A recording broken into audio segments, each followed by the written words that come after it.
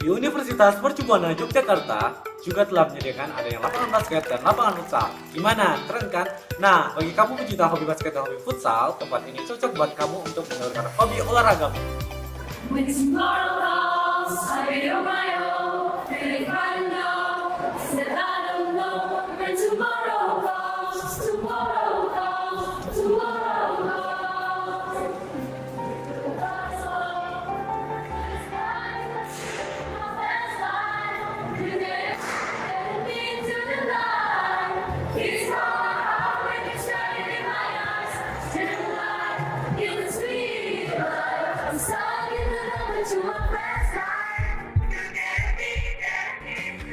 Selamat pagi, siang, sore, malam. Ngobrol santai, Vkom. Mercu TV Yogyakarta. Gimana euforia kegiatan mahasiswa tadi? Sekarang aku berada di ruangan ilmu komunikasi, tepatnya di bagian audiovisual. Di sini kalian akan difasilitasi dan adanya ruang studio, syuting, dan ruangan editor. Selain itu, di Vkom juga terdapat fasilitas ruangan yang digunakan untuk desain grafis, editing animasi, dan juga VR. Kini, aku berada di Laboratorium Komputer FTI. Dan kami juga menyediakan adanya komputer-komputer untuk kamu yang Fakultas Teknologi Informasi.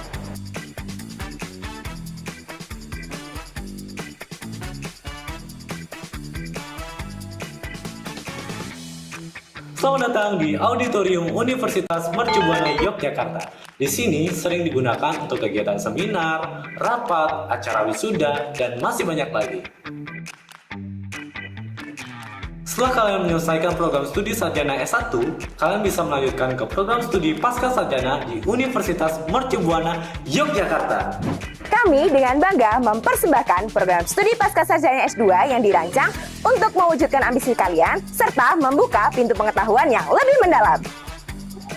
Hai, selamat. Di sini terdapat program studi pascasarjana S2 Psikologi Sains, Psikologi Profesi, dan program studi Ilmu Pangan.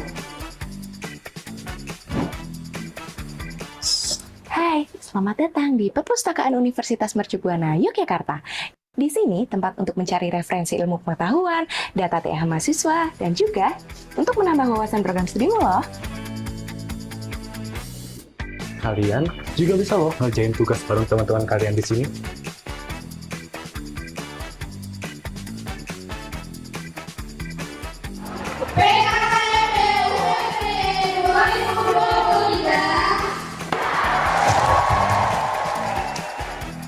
Dan itulah kisah perjalanan di Universitas Mercu Buana Yogyakarta. Gimana? Seru banget kan? Kita tunggu kehadiran kalian di sini! Yeay!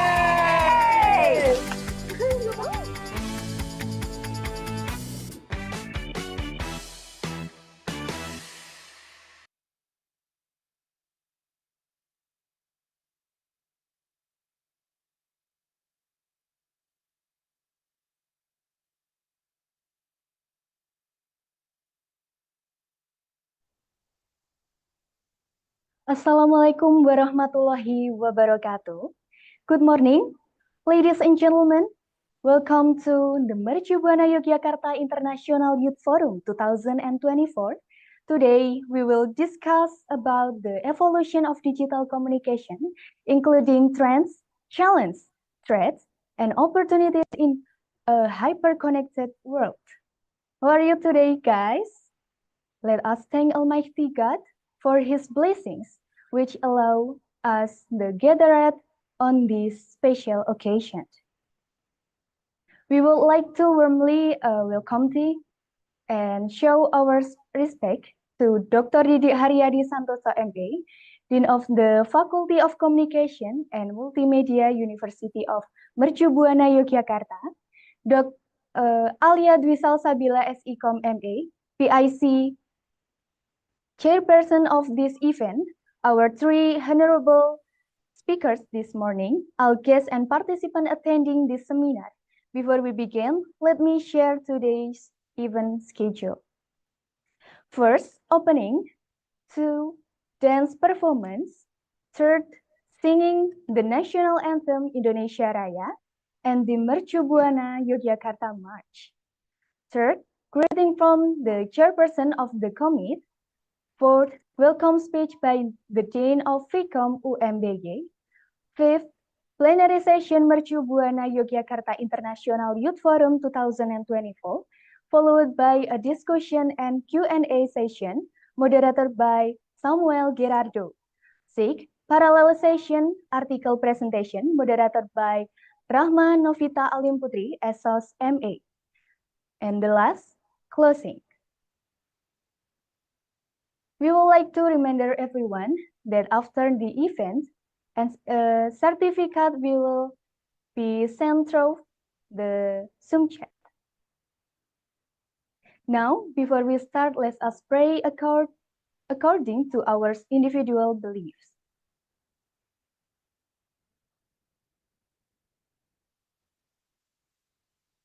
Finish. May this event be meaningful for all of us and run smoothly and conducive. Ladies and gentlemen, let's begin. Before we continue, let's enjoy a special performance by communication and multimedia student from Mercu Buana Yogyakarta University. Please give a big round of applause for Dewi and Nurul.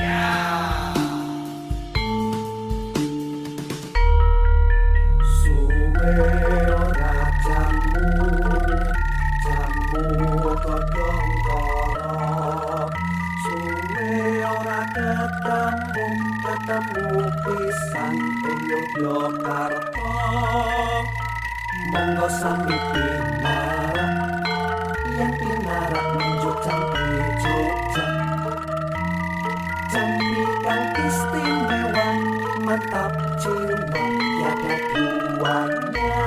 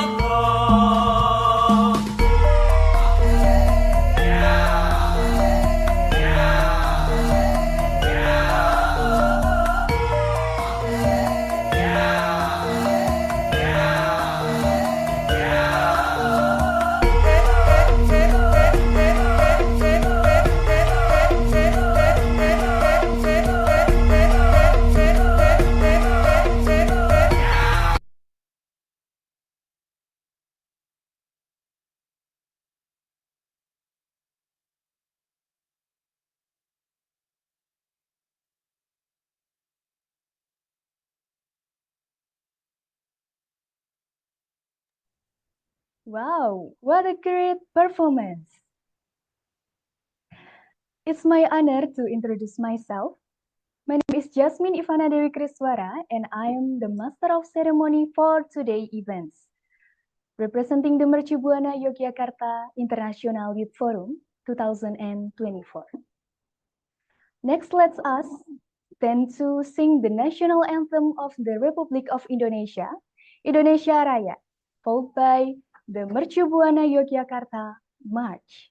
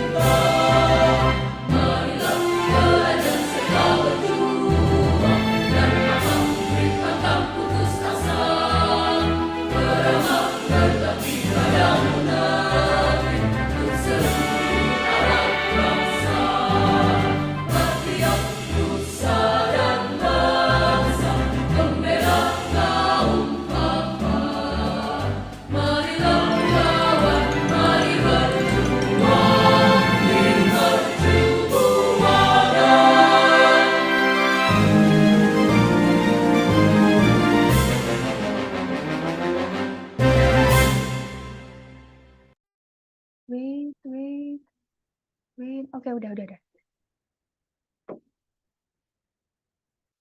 Now let us hear a greeting from Alia Dwi Salsabila, SECOM MA, the BIC chairperson of this event. The stage is yours.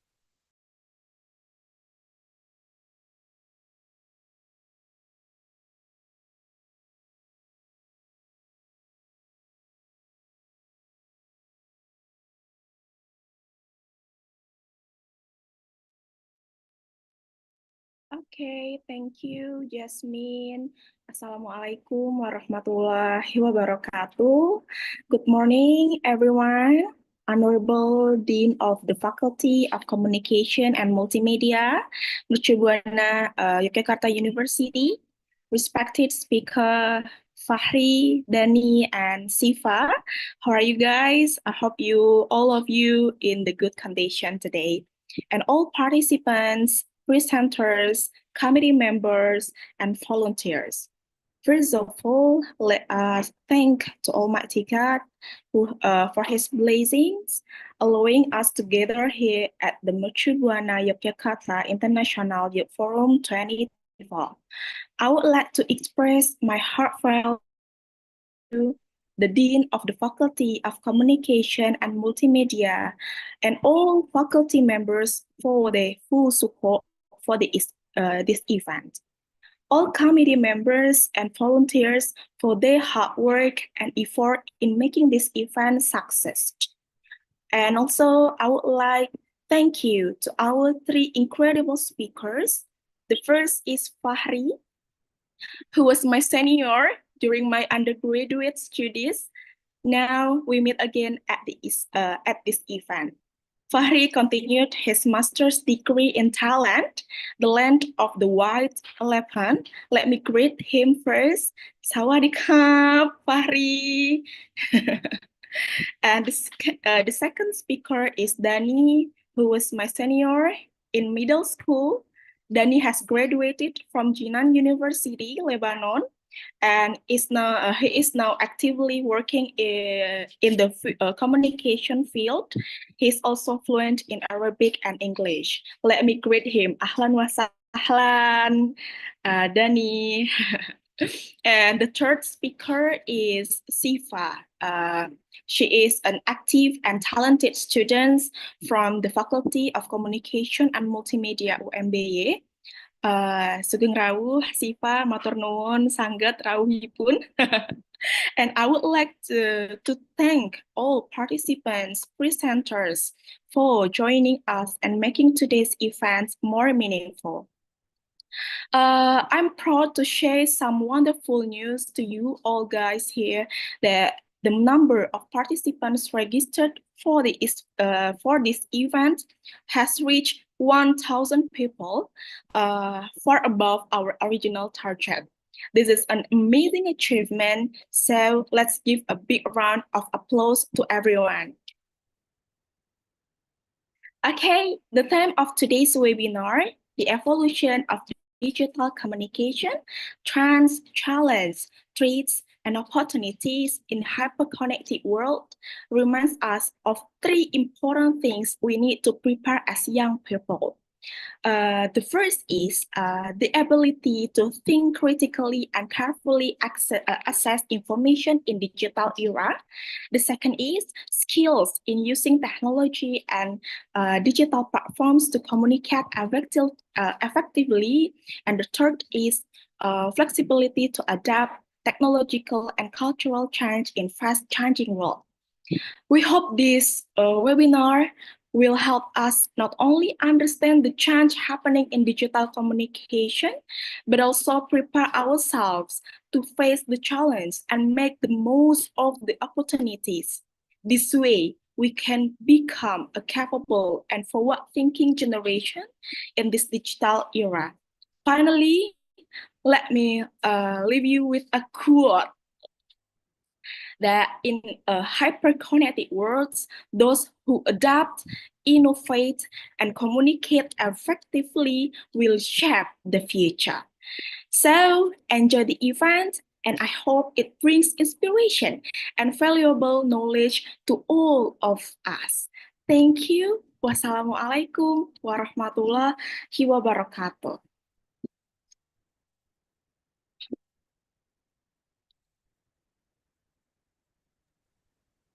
Okay, thank you, Alia.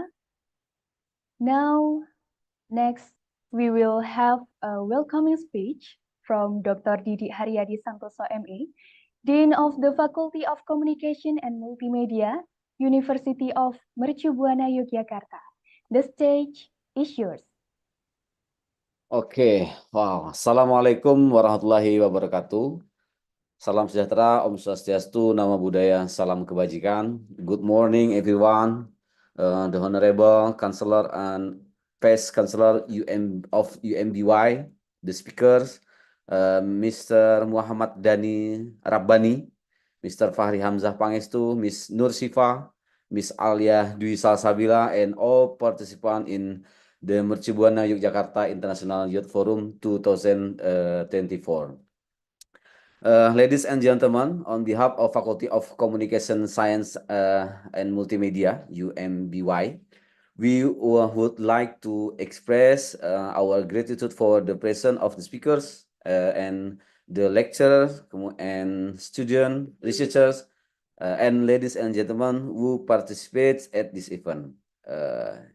This event is collaborate to our student and national international level. The theme of UMBY University is fostering collaborative innovation to accelerate international academic achievement.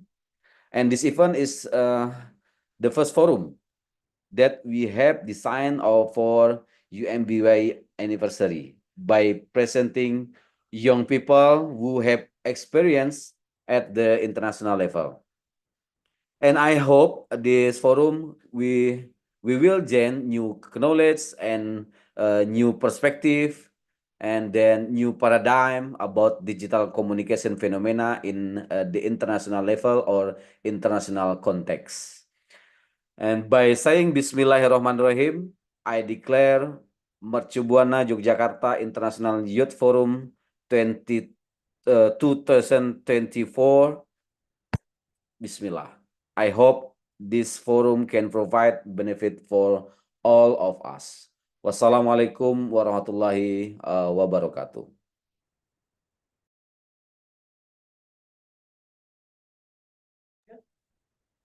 Thank you, Dr. Didi Haryadi Santoso, MA, for this inspiring speech. Okay, friends, let's we take photo together. Please open your camera, please. Okay.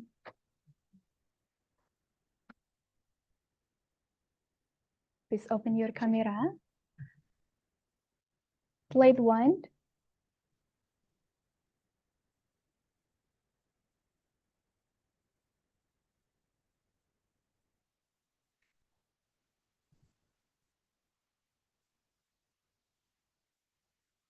Okay, slide 3. 1, 2, 3. Okay. Slide 4. Okay. 1, 2, 3. Okay, thank you. And slide 5. Okay. 1, 2, 3.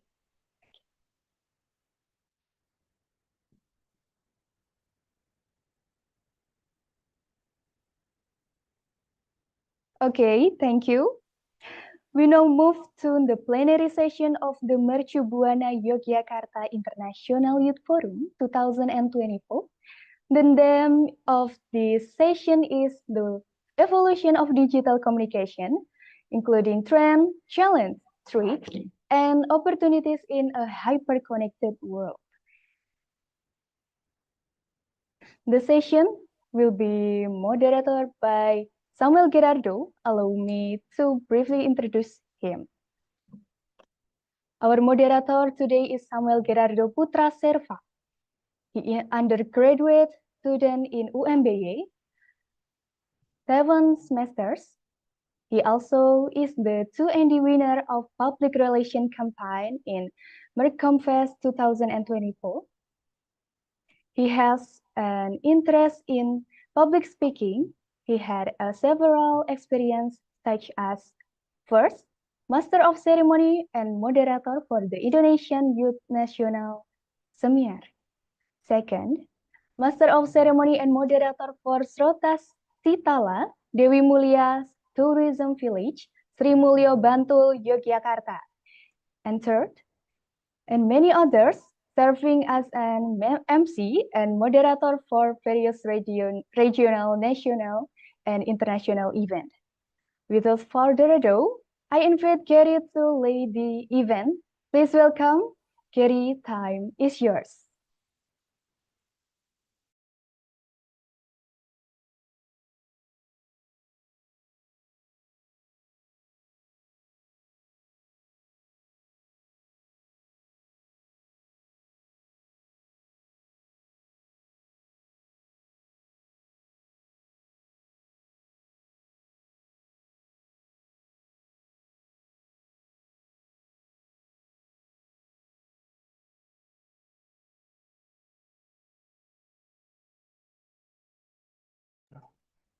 Okay, thank you, Jasmine, for the great opening.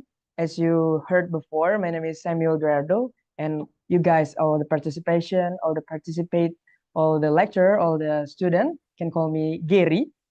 And as mentioned before, the event today is Mercu Buana Yogyakarta International Youth Forum 2024 with the theme The Evolution of Digital Communication, Trends, Challenges, Threat, and Opportunity in Hyper-Connected World. Today I'm not alone. I'm accompanied by three beloved speakers from Bangkok, from Lebanon, and from Indonesia. And right now, I would like to reminding you that the committee already prepared that we will give you the special present. We will give you the special gift to the three most active person, and we will be announced in the WhatsApp group. And don't forget to fill the attendance link to the get the certificate. And I'll give you a few rules for today's. And the first is each speaker's got 20 minutes time. And for the participants, keep silent and turning off the microphone while the presenting. And the third is for the participation who wants to asking, you can asking in a Q&A session. Okay, without further ado, we jump into our first speaker, which is Muhammad Dani Rabani, Bachelor of Sciences. He had been studied Arabic course for foreign students and bachelor's degree in political science in Jinan University of Tripoli, Lebanon. He actives in organizations such as Association of Indonesian Students in Lebanon as Secretary General and President, Coordinator of Administration, Partnership and Finance Center Overseas Indonesian Students Association Alliance of Middle East and African Region. Also, he got a couple and a lot of achievements such as scholar, member of the National Flag Hoisting Troop for Indonesian Independence Day 2019 and 2024, contributed to the success program of Indonesian Independence Day 2021. And he also, last but not least, he fluent in Arabic and English. Wow.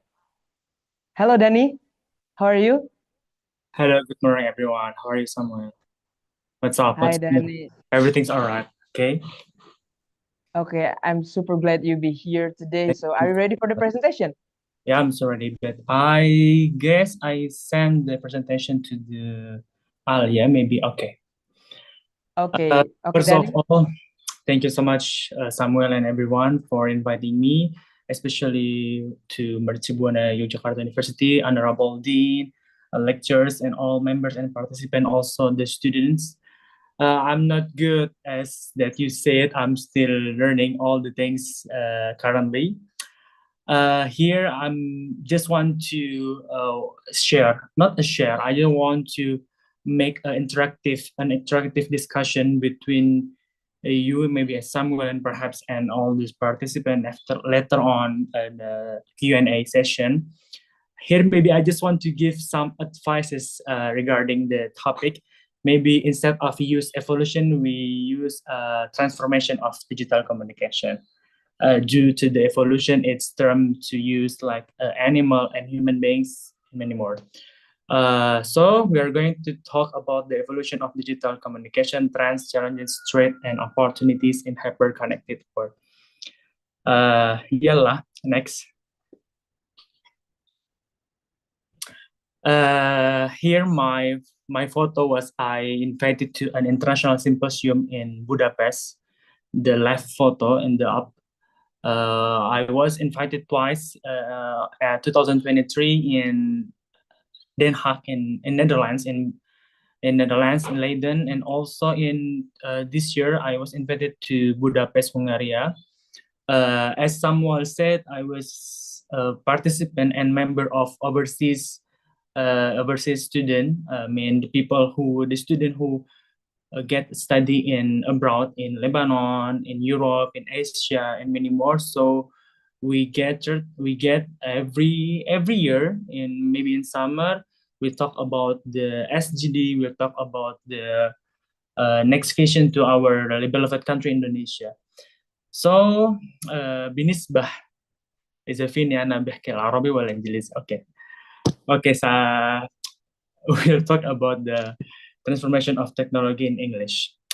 Uh, Maybe we're not even born yet at 1980, the dawn of digital age. And until now, the evolution, the transformation of technology is getting more better than before. I think you all now don't even use this flash disk, right? People now are easy to use Google Drive, iCloud if people use iOS, and a Terabox. Also, what kind else? And many more. So people now may perhaps is used to use to send a data or folders through the WhatsApp web and open the WhatsApp web in the personal computer and the laptop, and the iPad and the phone, and after that use everything easily through your hand. It's benefit to us, especially to our generation, Z generation. Next. As I graduated from a Bachelor of Political degree in Lebanon, also for your information, I'm now doing a master student also in Judan University. But as we know, the conflict in Middle East Asia region, especially region Middle East Asia, is getting worse day by day, month by month. So I decided to take days off, cuti, in one semester. I'm still seeing what happened next. So it's my perspective, okay? It's my perspective. So you all can give me some advices, give me some criticism, give me some ideas. So for me, my political perspective regarding this topic, the hyperconnected world, is me, whoever experience live abroad. The diaspora is as an actor in digital communication. Especially me, Indonesian diaspora, I really love to knowledge people, also Lebanese citizen, also my foreign citizen, about the what Indonesia, what good Indonesia. Also privacy threat and ethic in digital political communication, and also digital communication influence of international regional stability. As you know, guys, right now, until the regional conflict, in Middle East, if you remember the Arab Spring on 2011, people got angry, came up from the unpredictable information. So that's why the digital communication is a key. It's important key to manage everything, to manage information, such as like, what can I say, benefit, and many more. So as we know, also this year 2024 is the politic year. So digital communication is key role to manage influence of people participation, people arguing, people bargaining position, also to the parties, also to the senator, also to the president, and many more. So next slide. Here, once I got experience to be a panelist while Prof. Ida from Gajah Mada University visit us in Lebanon.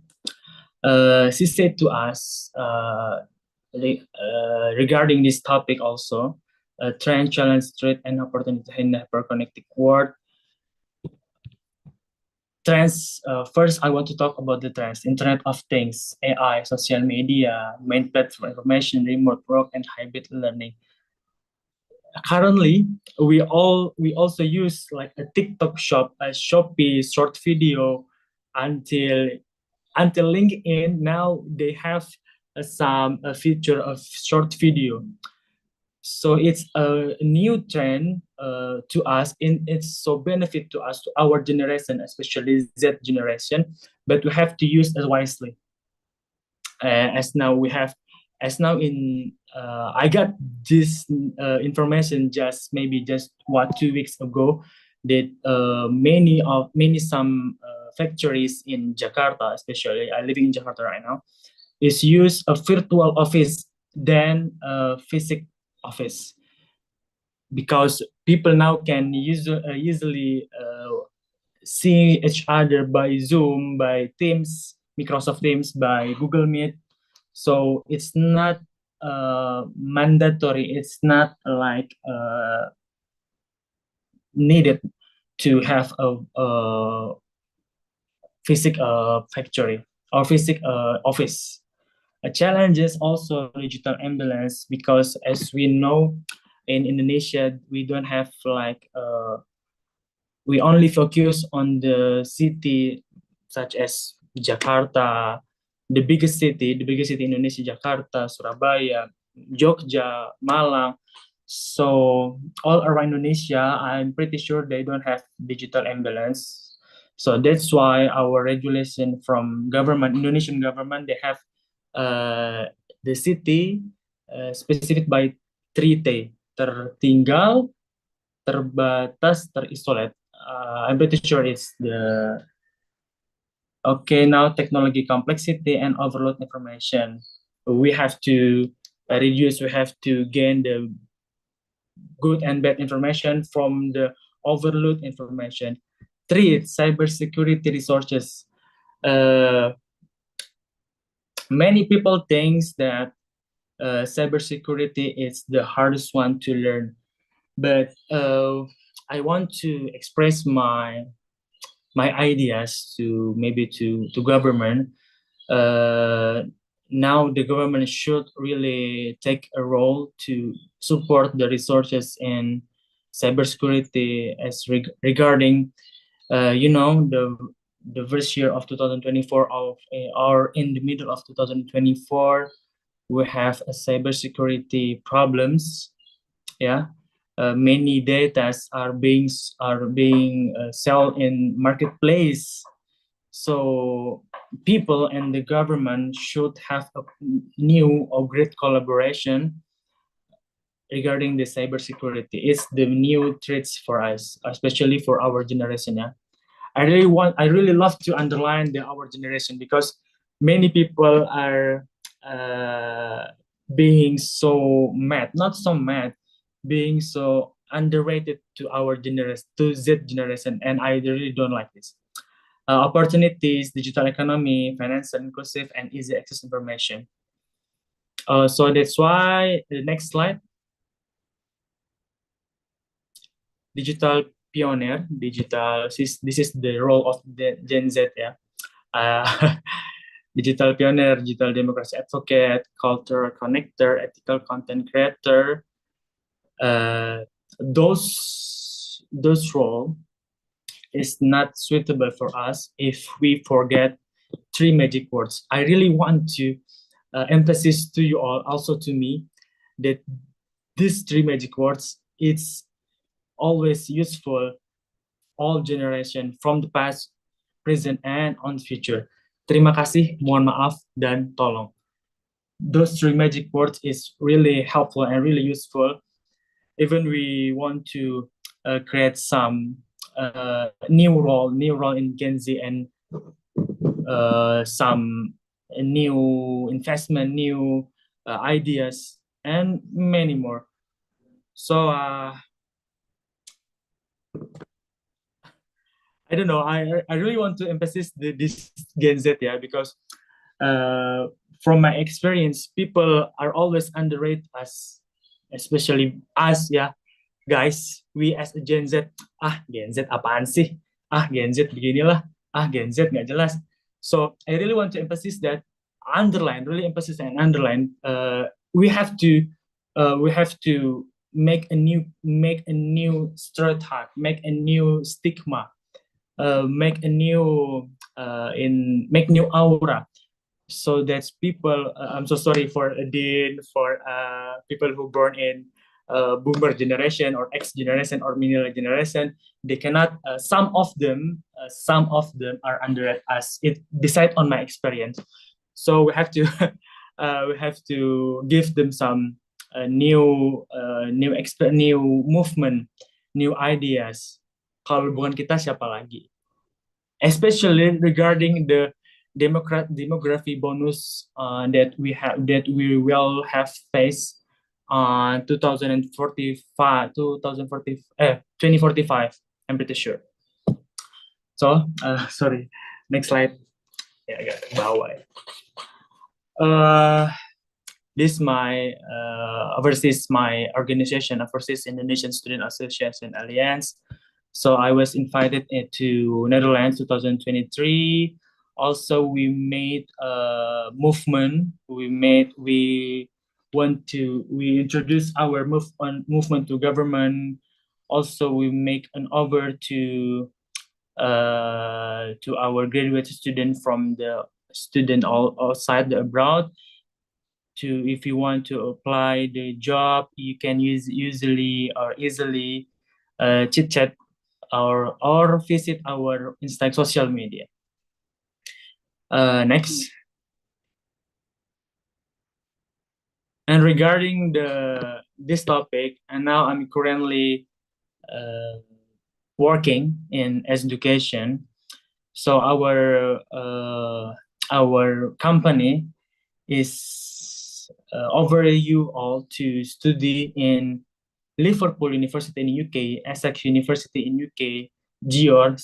I don't know how to say this in Hungarian language. George of University in Budapest, and also in Swiss French. I put on screenshot the student that want to apply on Swiss French.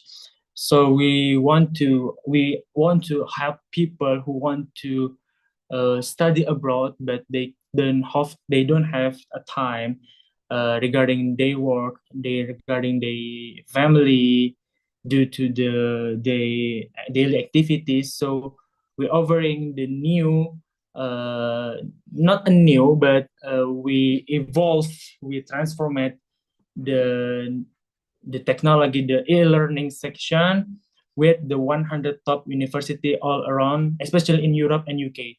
We have a synchronous learning. So we in our learning process, we have to attend on the Teams, on the Zoom, on the Google Meet. So the lecturer can see us. The lecturer can review our discussion, review our ideas. So it's like learning from the university, but with the online section, with the online process, learning process. Next. I was invited to get interviewed by TVRI World 70th on August, the Independence Indonesia, and that time I really want to emphasize again, friends, that we as human beings invented the technology. So let us not allow the technology to capitalize on us. Instead, we have to use technology wisely. Why? Currently, the problem of Gen Z, the problem of Gen Z generation, they have their own standard, TikTok standard, maybe Shopee video standard, Instagram standard. Come on, we as a human being that invent the technology, we really have to capitalize, not technology, instead of technology capitalize on us. We can create our standard, we can create our way of life. Do not TikTok, Instagram capitalize, monopolizing you, monopolize your way of life. For sure, some of them are good, some of them are better in their good way, but it's, as we know, guys, it's common information. Gen Z is driven by TikTok, Instagram, and many more standard. So that's why we have to use technology wisely. Next. Maybe later on the Q&A session, we're going to discuss about how social media became a main key for shaping voters' opinion regarding this year is politic year and public perspective and social political context. What are the pros and what are the cons? And the last slide. Let's keep in touch always. You can easily follow my Instagram, follow our company Instagram, follow my LinkedIn, and through email also. So thank you so much, Samuel, right?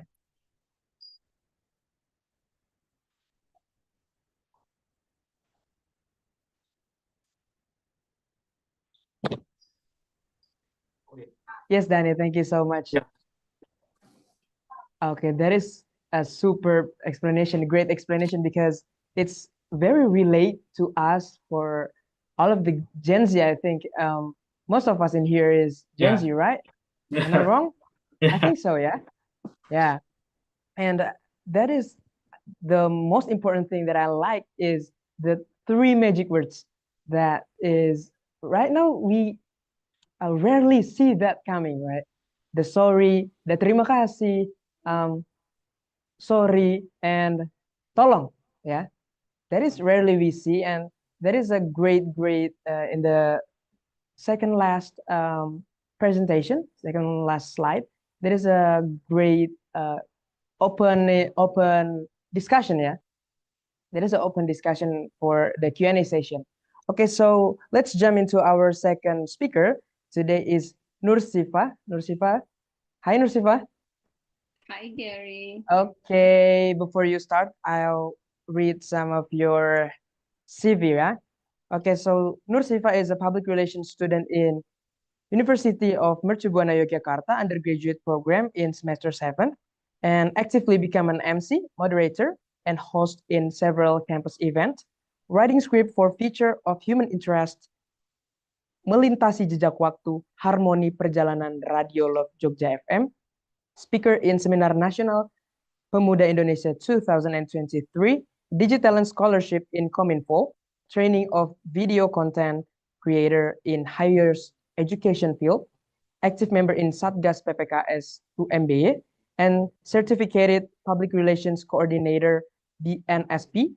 And for the achievements, first winner public speaking in Mercomfest 2023, second winner national best paper in Semna Maskom Universitas Mataram Fest 2024. Hi, Sifa. Hi, Gary. Thank you so much for your lovely welcome. Oh, That's so kind of you. okay, so maybe the audience who didn't know the condition right now, so Nursifa is my classmate. Yeah. Okay. Okay, so right now she's a speaker, and right now I'm the moderator. Maybe next year I could be the speaker, maybe.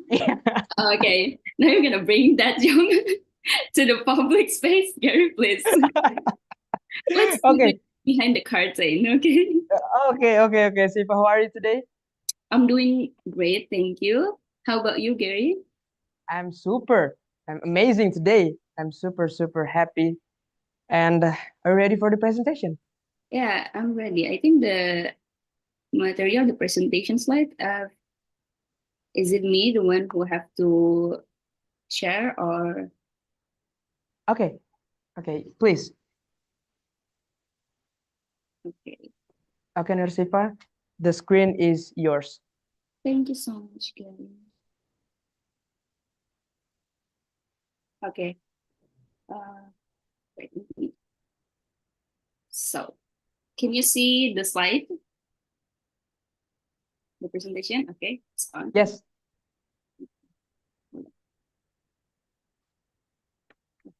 Okay, now you can see all of it. Okay, so first of all, hello everyone. Assalamualaikum warahmatullahi wabarakatuh. I think this is a good morning, even though out there at my place it's raining, but that's okay. They say rain brings mercy, and I hope we got blessed as much as the raindrops. Your Honorable, the Dean of Faculty of Communication Science and Multimedia, Dr. Didik Haryadi Santoso, MA, and his staff, Your Honorable Chairman of the International Youth Forum Committee, Mrs. Aldia Dwi Salsabila Esikom, MA, the honorable lecturers and the participant of Mercu Buana International Youth Forum 2024, which I'm proud of. Thank you so much for having me today. It's such an honor for me, Nursifa, from Mercu Buana University, Yogyakarta, to be part of this incredible event that I do hope. In this event, we could share our point of view and experiences about digital communication, or about the topic that we are going to talk about today, which is the evolution of digital communication, trends, challenges, threats, and opportunities in hyper-connected world. Even through its light, I also would like to welcome the two speakers that I look up to, Danny and Hamza. Welcome to this forum and welcome to our university. I'm so glad I'm doing this with you guys, and I look forward for our future collaboration. So the topic that we will be discussing today is very interesting, because we will actually be talking about how our life today, side by side with technology, how our relationship with the technology is more intimate than our relationship with the closest people of us, like our friends or family. Well, life side by side with technology is always evolving from time to time, and the price we have to pay for all the convenience and comfort that we feel. But before we begin our discussion, that I call it as a self-reflection for what we're doing right now, I have a question for you. Has anyone here watched Moana 2? Well, basically, Moana 2 tells the story of Moana adventure across the Pacific Ocean to find the Motofoto Island, which unites people across the ocean. In order to make it come true, Moana uses Sahuri as a communication tool to communicate with other people from the other island. Why did I bring this movie to the table? Well, I think it's the most easiest way to show how our digital communication have been evolved so far. If back then our ancestors communicate one another with Sahuri, or riding the ladder, and then now we are communicate one another, help and aided by the power of internet. So then we can connect one another from all over the world, wherever we are, just like what we're doing right now.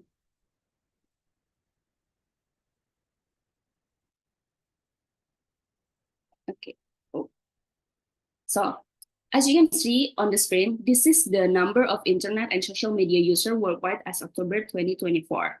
This is the data I got from statista.com as October 2024, where there are 5.52 billion internet users worldwide, which is amounted to 67.5% of the global population. Of this total, 5.2022 billion, or 63.8% of the world's population, were social media users.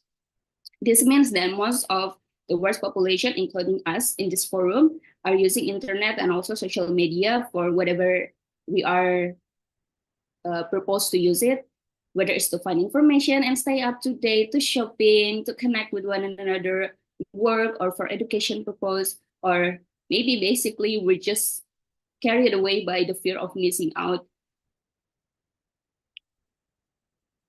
Okay, as I mentioned before, we continue to evolve for time to time, especially in the era of digital communication. Trends can change very quickly based on the observation I made. There are at least 5 points of digital communication trends happening today. Yeah, please don't get distracted with the strict reminder. But seriously, have you been taking care of your streak today? Don't let it slide. I mean, it's the digital communication trend. This is how we communicate one another today, especially for Gen Z. We don't ask, how are you today? Have you been up to? Or we're just, sending each other with a random video, the funny video we found on the social media platforms. That actually it's how we maintain the relationship, and also how we show some supports. So first thing first, whatever it is, let me make content first. Who is a content creator? I think most of us are content creator, right? But the difference is, are we professionals or not? That's it. Today, short videos on platforms like TikTok, Instagram Reels, and YouTube Shorts are becoming increasingly popular. Users increasingly prefer fast visual content that is direct and packaged with information or entertainment. According to the Yaguara report, 85% of marketers believe that short form videos are the most effective to format for the video content, and these statistics will increase every day and also gonna be our future trend. And 57% of Gen Z also agree that watching short videos to learn about various products and services is a good idea.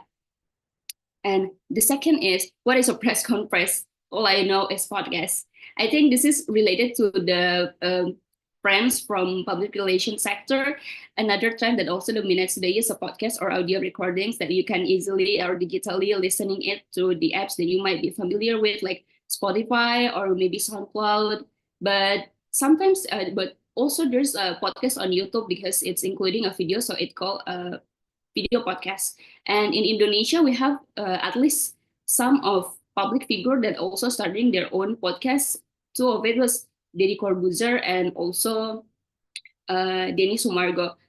Especially when there's some things going on, there's a crisis, public figure nowadays and also like local communities, they don't do a press conference to clarify or to explain what happened and, kind of like bring back the good image they have, but they do the podcast. Actually, it's not a problem if it is, as long as the podcast is to clarify and also explaining about what happened. But it's become a problem when the podcast is sometimes is too personal and not focused on the problem that actually being faced right now, and it has become a blender.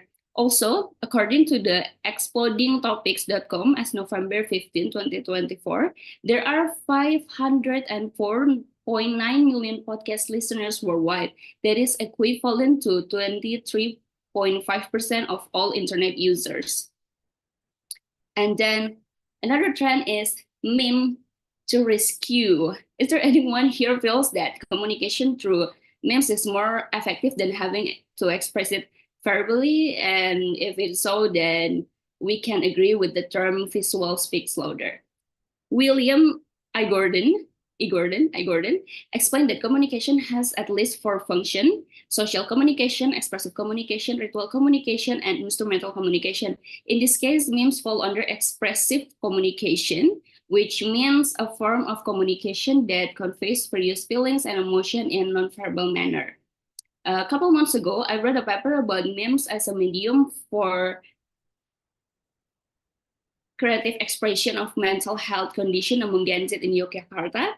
It turns out that memes not only serve as a medium to self-entertainment amidst the mental health issue, but also a medium that can represent condition more effectively by visualizing it and simplifying them, thereby making it easier for others to understand the condition that being faced by the subject. Not only an expression medium, memes also play a role in the world of marketing communication. I think you guys being already familiar with the marketing meme or marketing content that is funny and also more relaxed, that can creating a stronger connection as the audience, because audience feel engaged, they feel related to the content and increasing a brand awareness.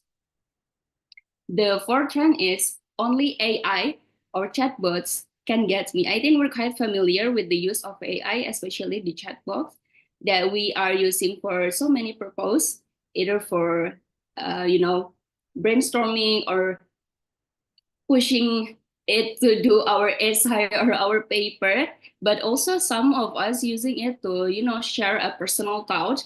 And it's crazy how the AI responds. It feels like you telling it to like what a therapist, or like you tell the story to a very long friend of your like your homies. It's crazy. It's just tools. It's just a technology that I do believe and I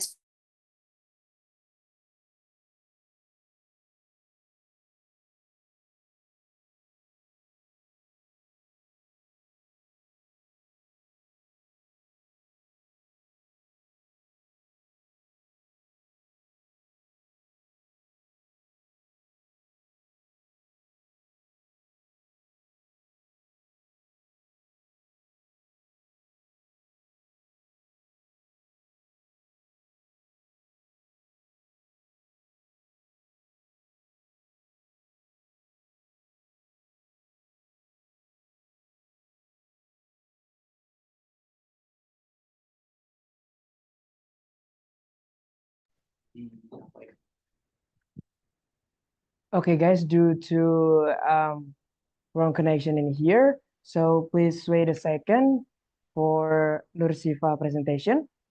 Maybe it take 2 or 3 minutes. Okay, please stand by. A little break.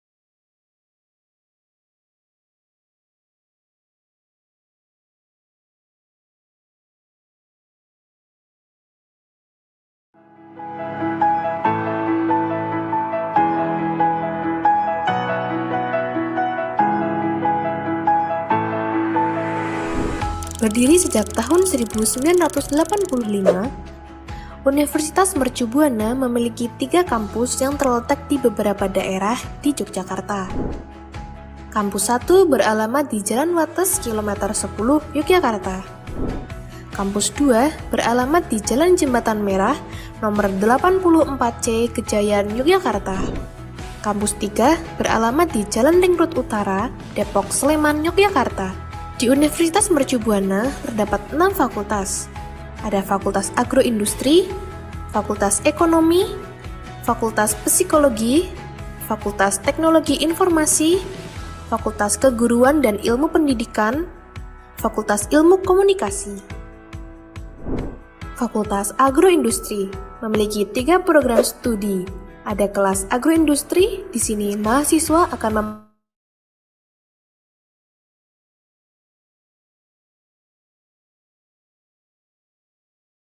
industri peternakan. Mahasiswa akan mempelajari tentang ilmu ilmiah dan teknologi modern untuk produksi hewan ternak. Dan yang terakhir adalah teknologi pangan. Pada kelas ini, mahasiswa akan melakukan uji pangan untuk meneliti kandungan serta memastikan rasa dan kualitas aman konsumsi. Fakultas Ekonomi memiliki 2 program studi yaitu manajemen dan akuntansi. Pada program studi manajemen, mahasiswa akan belajar tentang manajemen bisnis, manajemen SDM, manajemen pemasaran, dan manajemen keuangan. Sedangkan pada program studi akuntansi, mahasiswa akan lebih berfokus untuk mempelajari bidang keuangan, perbankan, auditing, dan perpajakan. Fakultas Psikologi. Di fakultas ini terdapat program sarjana dan program pasca sarjana. Fakultas Teknologi Informasi. Pada fakultas ini terdapat 2 program studi. Jika kamu memiliki minat dalam seni desain dan coding, kamu bisa memilih program studi informatika. Sementara pada program studi sistem informasi, akan lebih berfokus untuk mendalami sistem informasi pada pekerjaan masyarakat seperti medis, akuntansi, dan manajemen. Fakultas Keguruan dan Ilmu Pendidikan. Pada fakultas ini menawarkan 4 program studi, yaitu Pendidikan Bahasa Inggris, Pendidikan Matematika, Pendidikan Bimbingan Konseling, dan Ilmu Keolahragaan. Fakultas Ilmu Komunikasi memiliki 4 konsentrasi, yaitu konsentrasi broadcasting, di mana Anda akan memahami seni penyiaran dan produksi program. Selanjutnya ada konsentrasi Public Relation, akan membantu kamu menjadi ahli dalam komunikasi strategis. Lalu, ada konsentrasi Marketing Communication dan Advertising, melatihmu berbicara untuk menawarkan penjualan tertentu. Bersama, mengukir masa depan yang cerah dan penuh prestasi.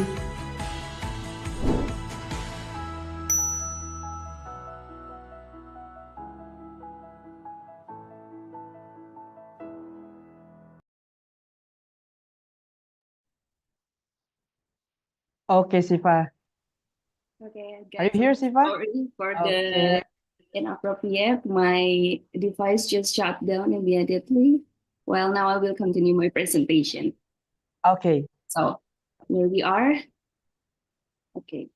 Now, is it show on the screen, my slide? Yeah, of course. Okay. So, okay, go back again with only AI can get me. Well, I think look how AI now could be like the best friend of us. This cannot be denied because quoting from Intellect.com, generative AI can provide a highly personal experience. That's why, no wonder. And also proactive conversational and customized conversation. And last but not least, the trend that also happening on social media is or in digital communication in our hyper-connected world. In social media platform, we all fam. I bet you familiar with the song like in the club, we all fam. Well, in social media platforms, in the club, we all fam. Even though I know the word family is have a very strong meaning, but what I mean at this point is how digital communication tools like social media platforms can connect us from all over the world, wherever we are, based on the mutual interest, uniting us in a group called a virtual community. As an example, in Indonesia, on X, we have like komunitas marah-marah, komunitas full senyum, teman nonton film, kemudian komunitas literasi. These communities help and support each other when need and bring their relation closer, almost like a family. So, brace yourselves, challenge and threats are coming. Not gonna lie, we gain many convenience and benefits through digital communication tools, which have even become a trend on communication and expand the forms of communication. There are also challenges and threats of the use of digital communication that are, inherently ambivalent. It's like a two-edged sword. While some of us using it, effectively, but some of us misuse it, and also some of us is actually still unaware of what we should do and what we should not do when communicating in a hyper-connected world. First of all, is if the world was ending, I want to be next to you, technology, or you can read it as addicted.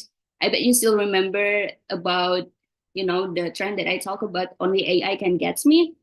If you look closely, it's a gateway to technology addiction. State of Mobile 2023 reports that the average of time Indonesians spend scrolling on mobile devices such as smartphones and tablets in 2023, it's like 5.7 hours a day. This time clearly increased since 2021, which had average of 5.4 hours per day. But it's not just in Indonesia. Another country like Korean, South Korean, Singapore, Saudi Arabia, and Brazil has also experienced the same thing.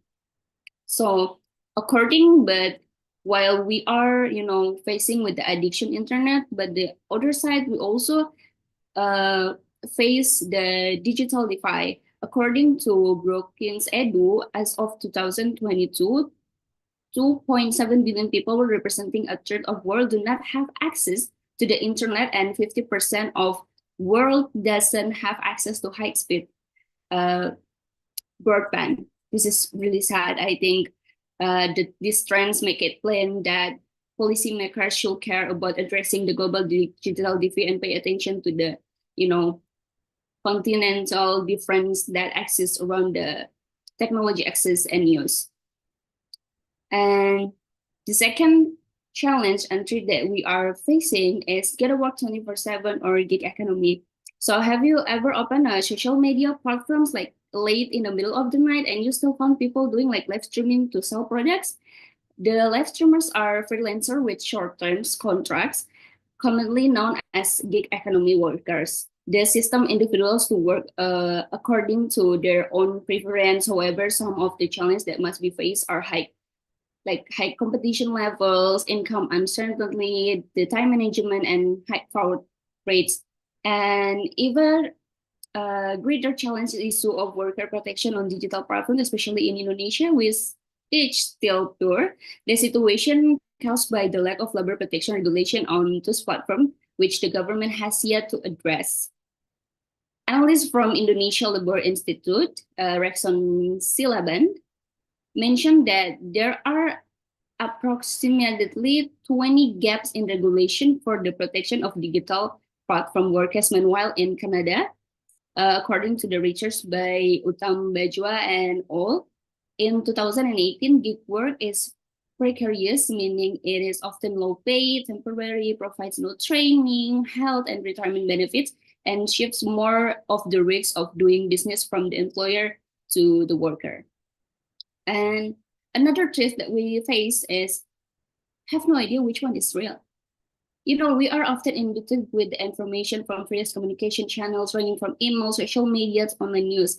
This can make us feel like, overwhelmed, like find it difficult to filter out what is important, what is relevant, what is actually not important for us. Not only overwhelmed, but we also get confused because we don't know which one is true, which one is real. Technology that enables the creation of highly realistic video or audio, such as like deepfakes, can be misused to manipulate information and create confusion, while people nowadays are, they believe in what they see, right?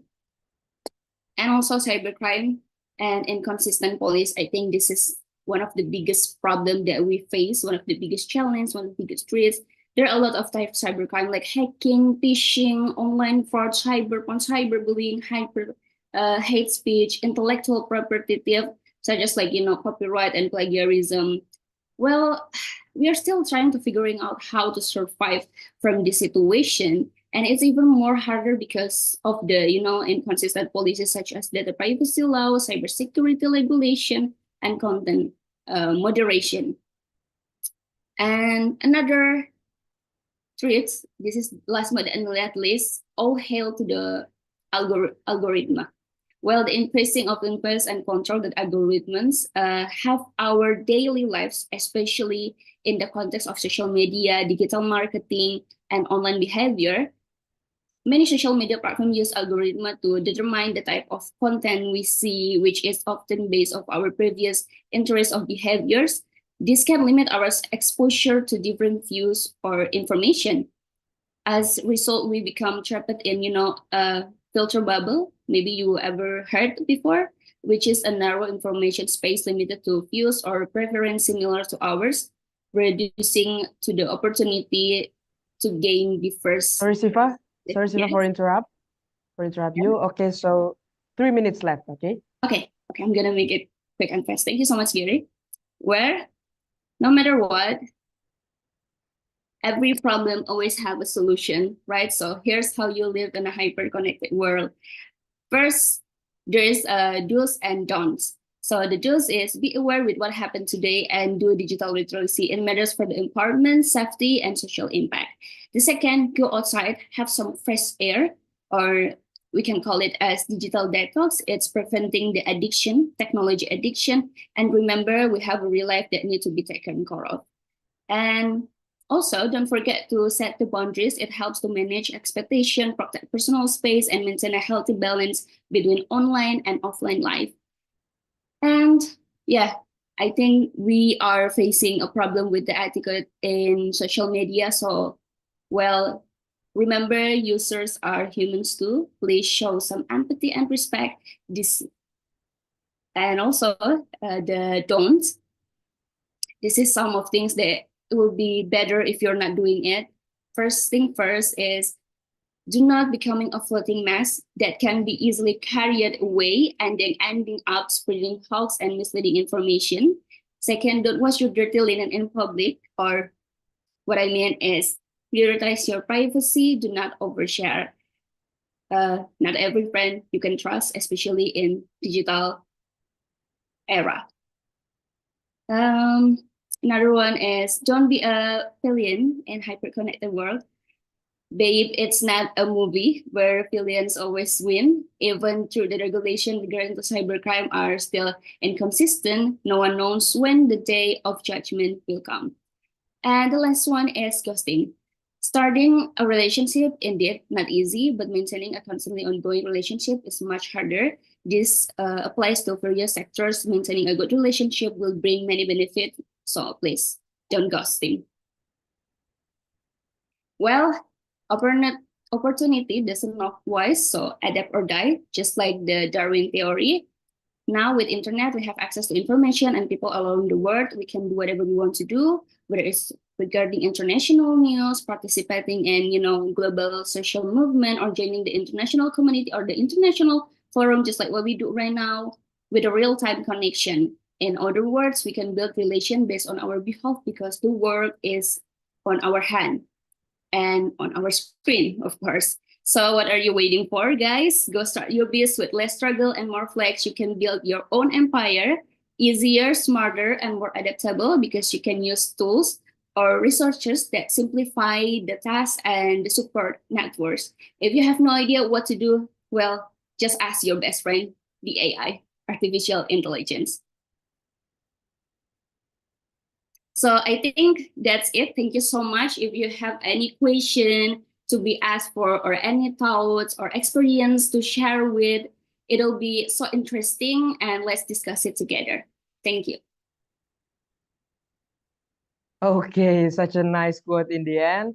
If you don't know how to do, ask your best friend, the AI. Okay, that's so related for me, especially, yeah. Because It's I related use to all of us, I AI think. a lot of time. Okay, yeah. Okay, so thank you, Siva, for the great explanations. So we jump into our third speaker. Thank you, Siva. Our third speaker is Fakhri Hamzah Pangestu, MA, Master of Arts. He's an English and public speaking enthusiast, master's graduate in Applied English Studies from the King Mongkut's University of Technology, Thonburi, currently consulting for an NGO focused on energy efficiency and renewable energy, leveraging expertise in stakeholder engagement, policy research, and content creation. And of course, he do organization, the head of the Advocacy and Student Welfare Department in Indonesian Students Association in Thailand. And for the accomplishments, he had been invited speaker in a lot of events, second winner of speech competition literature festival, State Islamic University of Sunan Kalijaga 2020, judge of speech competition in several events, moderator in ADAP International Conference on Information and Cultural Science 2020, and last but not least, simultaneous interpreter English to Bahasa Indonesia, vice versa 2023. Hi, Fari. Hi Sam. Do you mind if I call you Sam? Yeah, of course. Okay. Glad to hear that because I often say that my name is Sam, but most people when they hear that they are laughing. So, so yeah, I'm super glad that you call me Sam. How are you, Fari? Oh, I'm doing good. How about you? Oh, I'm super cool today. I'm insecure actually because I saw your CV and master's graduate in applied English studies, and Maybe. what am I doing here? I'm speaking broken English. No, don't say that. That's not nice. Okay, so are you ready for the presentation? Yeah. I'm super Okay. ready, excited. Yeah. Okay, the screen is Alright. yours. Thank you. So I will share the screen. All right. Can you see my screen? Yeah. Okay. All right. Bismillahirrahmanirrahim. Assalamualaikum warahmatullahi wabarakatuh. Good morning, everyone. First things first, I just want to say thank you so much to Sam for letting me and also for introducing me. And good morning, everyone. My name is Fahri, and I am unofficially graduated from the King Mongkut's University of Technology, Thonburi, Thailand, for your information, because I would be graduation. So the graduation ceremony would be next year, because the graduation ceremony in Thailand, normally we held the celebration only once a year, because the celebration would be with the royal family. So all the people who are graduated in 2024 will be attending the graduation ceremony in the following year, because all the graduation certificates will be stamped by the royal family. So yeah, it should be next year. So I am unofficially graduated from my university because I haven't graduated. And currently, I am working at the International Institute for Energy Conservation, an NGO related to energy efficiency in Bangkok, Thailand.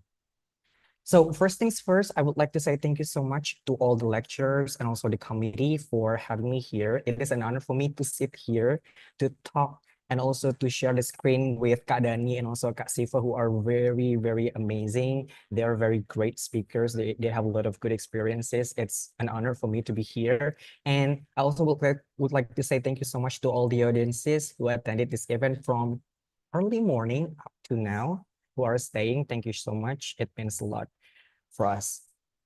So in my presentation, basically, I am going to talk about the influence of digital evolution on how digital evolution influences the way we communicate, the way we study, the way we work in this digital age. Okay, so when I try to brainstorm what kind of information, what kind of topic that I am going to talk today, I refer to these two amazing keywords. So I think this is the key, the very key theme in our event today, which are digital communication and also hyper-connected world, which is very interesting. And I am trying to do a self-reflection, what kind of experiences that I have related to these keywords. And then I come up with the first topic of the discussion, which is I am going to talk about the use of AI, to be exact, ChatGPT in academic settings. So how I utilize the product of digital evolution, which is AI, part of the products in academic settings. And then the second point, I am also going to talk about the communication ethics in virtual meetings. As you guys know, nowadays it is very hyper connected, right? We can be very easy to have online classes, online meeting, online work, remote work. It is very easy for us to connect with people from another country, another region, using social media platforms. But sometimes we forgot about the communication ethics in using these kind of platforms. So I think it is very important for me to discuss about this as well as a reminder for us today. And last but not least, I'm also going to talk about the importance of intercultural communication or intercultural competence in the digital world. As you can see, this digital world, this hyper-connected world, it has a lot of opportunity for us to gain more connection with people from another countries, from another background, right? So it is also very important for us to have this intercultural competence or intercultural communication skill in order to maintain the communication successfully and in order to, to reduce the conflict that might occur from the miscommunication. So without further ado, let's begin with the first topic of the talk, which is the use of AI in academic settings. Well, when we are talking about the use of AI, to be exact, ChatGPT in academic settings, it would be very problematic and very, debatable. Again, I just want to share based on my experiences and based on my perspective. So according to the discussion with some people from the computer science and also from the computer engineering program, when we're talking about the emerging of AI nowadays in academic settings and also in other settings, there are two groups of people who are debating about the development of AI. There is optimistic group and also pessimistic group. Who are they? So basically, optimistic group are people who see AI as an opportunity. who see AI as a positive thing that can help us in our life. However, for pessimistic group, they see AI as a threat, as a negative thing that threaten our lives. So basically, that's all. They are keep debating about the emerging of AI nowadays based on their perspective. There are a lot of pros and there are also a lot of cons. However, me in here, I am part of the optimistic group, which see AI as a very helpful tool because I also can use AI wisely in academic settings. And I also would like to know all the participants in here, which one are you? Are you part of the optimistic group or are you part of the pessimistic group? Please let me know in the comment section. For example, if you are optimistic group, tell me the reason why you are part of the optimistic group. And if you are pessimistic group, please tell me why you are pessimistic group in this emerging of AI. So in my academic journey, especially in my thesis journey, I utilize AI in various ways. So the first way that I use AI is I use AI, to be exact, ChatGPT as a tool to analyze the data as my research instrument. So to give you a little context about my academic journey, so I am majoring applied English studies. My concentration is linguistics, and in linguistics, there is a research about sentiment analysis. So basically, sentiment analysis is we analyze the words, we analyze sentences, we analyze the attitude of the word, whether the word is positive, negative, and also neutral. So that's sentiment. And normally when we do sentiment analysis in my field, we do it manually or using a program. Yeah, normally the program of doing sentiment analysis they were developed by the people from the computer engineering and also from the people from the computer science, which a bit challenging for us to to run from the people from my field, because it is very challenging. There are a lot of coding and all that. So normally when we do sentiment analysis, we do it manually. However, when we do it manually, it would be very challenging for us with large data sets. So for example, if we have a lot of data, it would be very challenging for us. So we need a tool, we need program. However, we prefer to use simple and very easy program. And then I decided to use ChatGPT as the tool to do sentiment analysis, which is the performance is also very good based on my experience. So yeah, I also use ChatGPT as a tool in my academic journey. Another thing, I also use ChatGPT as a tool to fix grammatical errors. Yeah, same like Grammarly. When we are checking our writings, normally Grammarly and also ChatGPT will provide some recommendation about our writings to enhance the grammar and also to enhance the clarity of the writing. And then another thing is that I also use ChatGPT as a tool to translate writings from Bahasa Indonesia to English. To be really honest, I just want to share with you guys, because when I am writing my thesis, sometimes I feel stuck. Sometimes I get stuck. You know, do you know the feeling when you already read a lot of books, when you already read a lot of research articles, but you only get 3 or 4 sentences when you are writing? So yeah, that kind of feeling. Sometimes, you know, when we are writing our thesis, sometimes we get stuck, right? So normally, when I got stuck, I prefer to write it in Bahasa Indonesia because I am native Indonesian. So I feel like when I am writing in Bahasa Indonesia, my mind is like a train. So I can write anything, I can say anything that I want. So after I finish writing, so I translate it to English using Google Translate normally. However, the translation production by Google Translate, normally the quality is not that good, because normally Google Translate only translate word per word, and sometimes it's weird, the translation. And then my Thai friend, they recommend me to use ChatGPT as a tool to translate, and surprisingly, the result is very good. Again, the last 2 things or all the things that I just talked is very debatable. There are a lot of people, especially when I talk to some of my friends who are doing masters in Indonesia, they said that all the professors in Indonesia, mostly they are not accepting all the writings generated by AI. But then, based on my perspective and based on my opinion, again, I might be wrong, but let's discuss about it later. when we are doing grammatical errors or translate the writings, we just use ChatGPT as a tool, not to help us getting the ideas, right? We just use it as a tool, as simple as that. So when we are using Grammarly, does it mean that we cheat? No, right? When we are using Google Translate, does it mean that we are cheating? No, right? So yeah, we only use ChatGPT as a tool, not stealing ideas, not doing unethical things. And we're going to talk about the ethics later in the last point of this slide. However, apart from all the positive sides of ChatGPT in my academic journey, there are also some limitations about ChatGPT, and one of the limitation is the reliability, because ChatGPT can be very biased because it really based on the training data that we use based on the history chat of how we use ChatGPT in our daily lives. So yeah, there is a problem with the reliability. And I also got rejected a lot of times. So I wrote a paper about ChatGPT, about sentiment analysis using ChatGPT.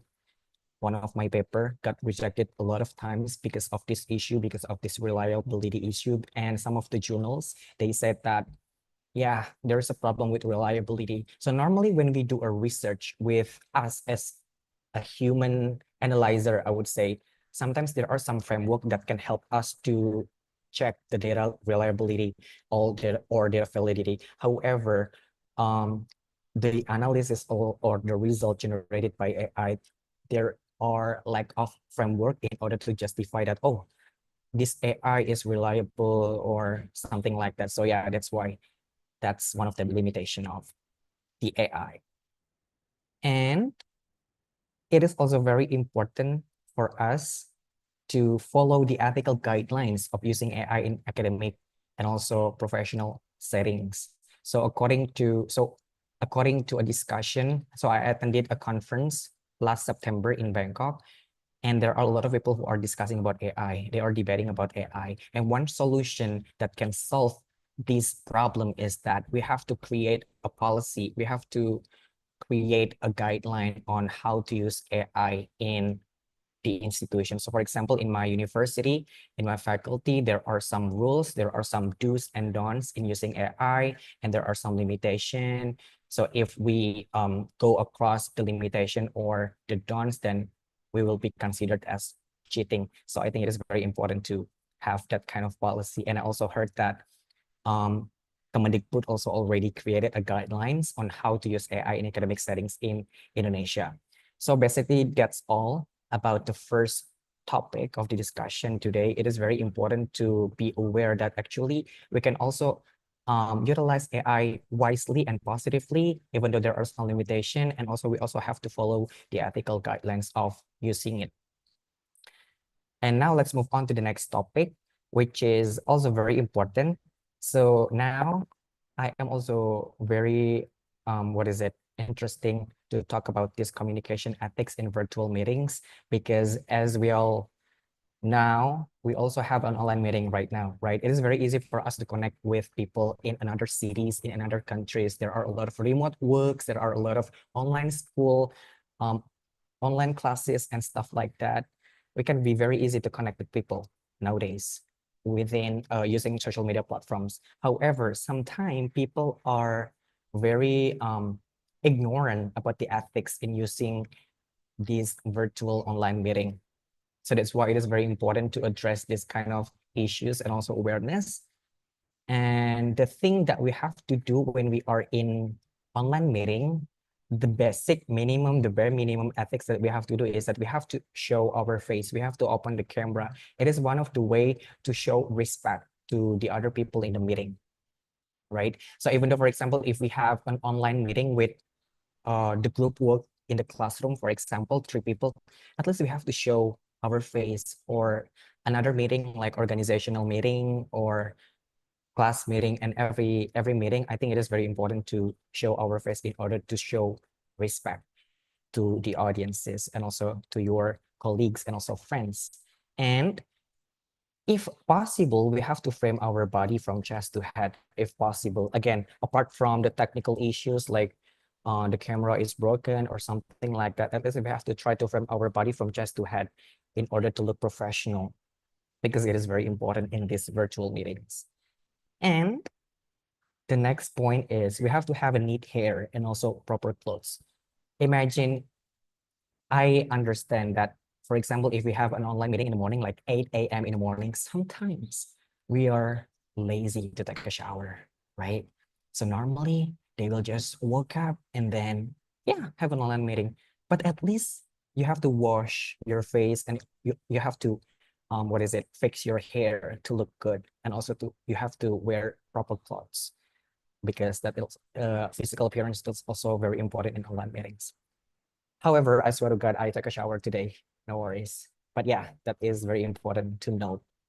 And then last but not least, online reaction or participation or engagement in online meeting is also very important. That's also a sign to show to the audiences and also to all the participants that, hey, we are here. We are very ready for the discussion. We are very ready for the meeting. So yeah, I think those are the very basic information or the very basic ethics that we have to do in online meetings. And then there are some thoughts, maybe, for example, oh, sorry, sir, but in my company, we can have an online meeting while we are doing yoga. We can have an online meeting while we are doing treadmill. We can have an online meeting while I'm getting my nails done, for example. Why? And then we will talk about it later. Yes, it leads to our next discussion, which is the importance of intercultural communication in the digital era. Because we are now very connected, right? It is very easy for us to gain connection with people from another countries, another culture. And if, for example, if you are planning to study abroad in the future, or if you are planning to apply for a job abroad, and I think it is very, very important for us to master intercultural communication or intercultural competence. And I would like to ask you some question. Are you guys familiar or already learned about intercultural communication or intercultural competence? Please let me know in the comment section. Please share to us about the definition of intercultural communication. Actually, I would like to ask some question about it, but I don't think, because of the limited time, I don't think I can interact with other people. So please let me know if you already learned about intercultural communication, and please write your definition about intercultural communication in the comment section. Okay, so what is intercultural communication? So basically, intercultural communication is komunikasi antar budaya, the exchange of information, ideas between people from different cultural backgrounds. For example, my name is Fahri, I am a Muslim and I am Indonesian. And then I talk to my friend, his name is A, he is a Muslim and he's Indonesian. And then we are talking, and then when I talk to A, I use some religious terms. I use some Islamic terms in our discussion. And then A will very easy to understand about what I am saying, because we are coming from the same religion, we are coming from the same culture. So the communication will be successful, right?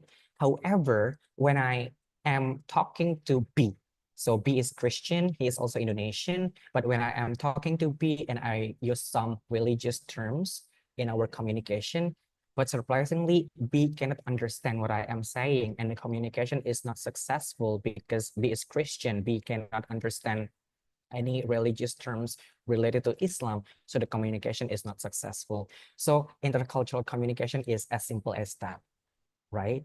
Yeah, because it is related to the ideas and also information between people from different cultural backgrounds. So different cultural backgrounds will create another meaning. So it is also very important for us to be aware of this kind of situation in order to maintain the communication successfully nowadays. And then intercultural communication is very broad.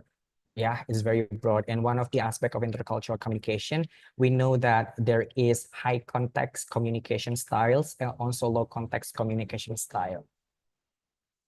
Simply put, high context communication is indirect communication. So when we are saying something, actually we put the meaning implicitly. However, for low context communication, it is a direct communication style. So we say what we want. So the meaning is there in the verbal communication. So it is very direct. And to get you more understanding about intercultural communication, please have a look at these examples. So there are some, what is it, pepatah in China, beat around the bus, and also meaning lies beyond words. So the preference of Chinese, they prefer to talk muter-muter atau bertele-tele or beat around the bush. And then sometimes they are also communicate indirectly. So for example, if they want to say A, actually for example, if they want to say A, but they give a lot of clues, they don't say it directly, they're just giving clues. So indirectly, so the meaning would be lies beyond words or implicit. Yeah. However, for American people, they prefer to be very straightforward. Don't beat around the bus. Say what you want. Say what you mean. So yeah, it is what it is. So if I say A, then I will say A, something like that. So these are just the preference. There is nothing wrong and there is nothing right among them. This is just a preference. And how and why this preference can occur, there are some patterns, also there are some influence as well because of the situation.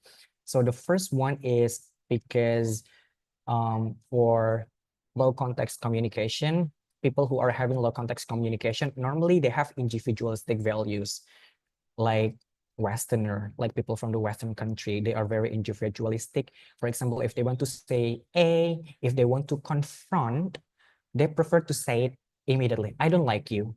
They are very straightforward because they are individual. They don't care about other people. However, for people who have high context communication style, normally they are from Asian culture, from Asian countries. They have collectivist values like Indonesia. They have collectivist value. They are very considerate about other people's feeling. They are very care about other people's feeling. They don't want to hurt other people's feelings. So for example, if I don't like you, I will not say it directly. I will say it implicitly, but you will understand that I don't like you, something like that. So that's how the communication different between low context and high context. Yes, it is direct and indirect verbal styles. And last but not least, the pattern, the tone of the communication is also very different. For low context communication, the tone is matter of fact. Yeah, just normal tone, fake tone, right? However, for high context communication, the tone is understated, or there are some intonation, there are some implicit meaning behind the tone. For example, so my father just bought me a new iPhone last week. This is an example. And then my father asked me, do you like the phone?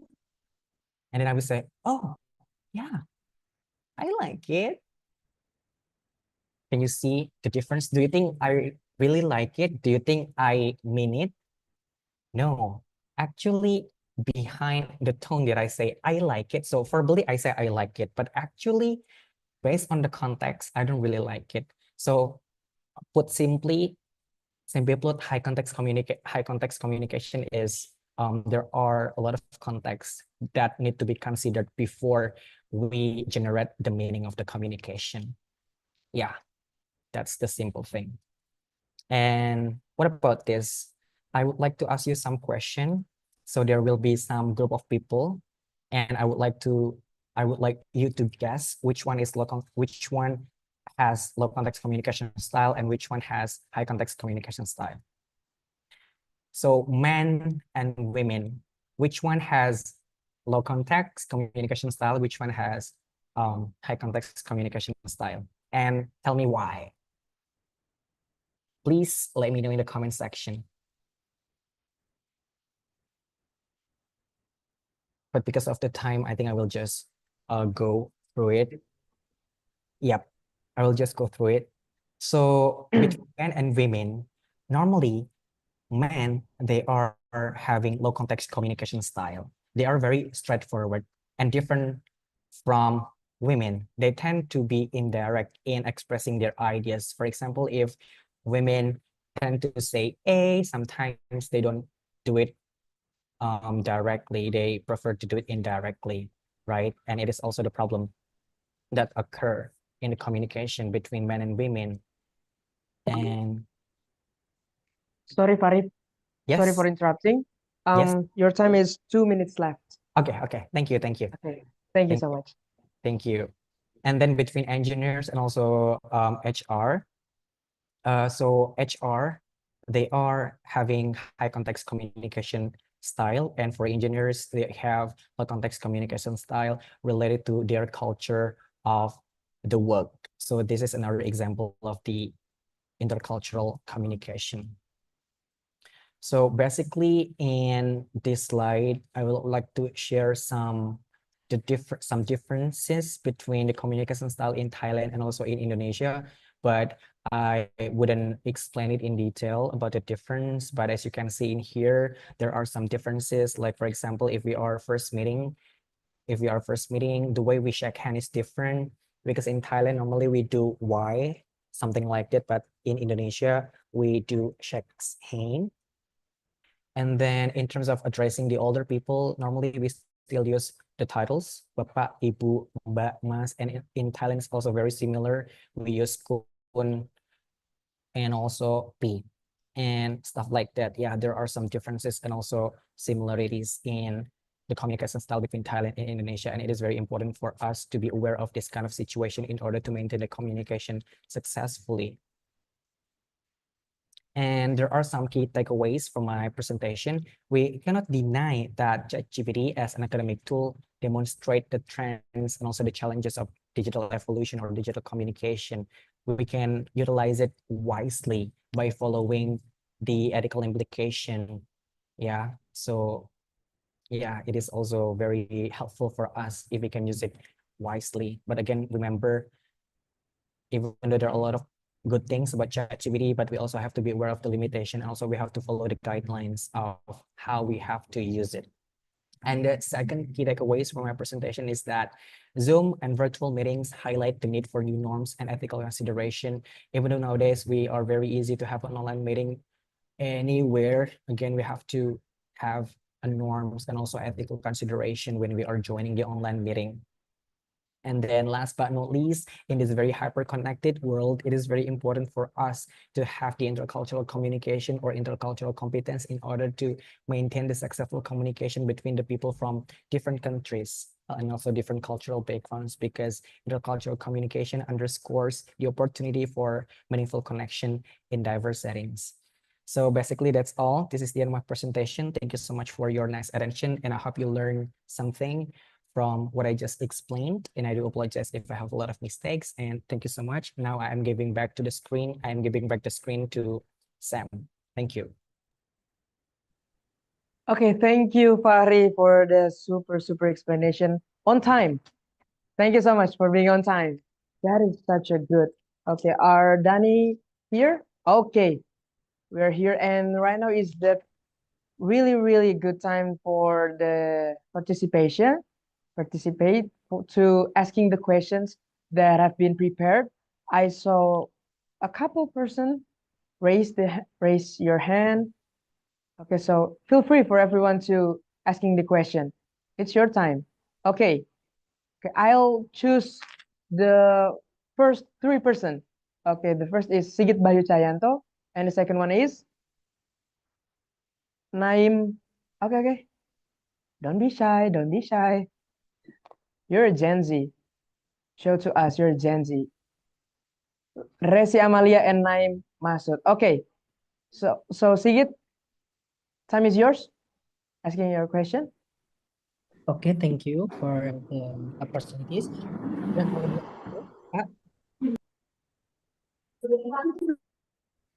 Yeah, is my audio audible, Kak? Sorry. Yep. Yeah, okay. Okay, thank you so much for the opportunities. And then in this session, I would like to ask for Kak Fahri Ramadan. It is very successful session, Kak. And then to see about the AI tool like ChatGPT, and then we can see about the transforming of the academic world, especially is about the data analysis and then writing assistant and also translation that you say before, right? Yeah, but however, we know about the advancement, about the important question about the ethic, accessibility, and also academic integrity.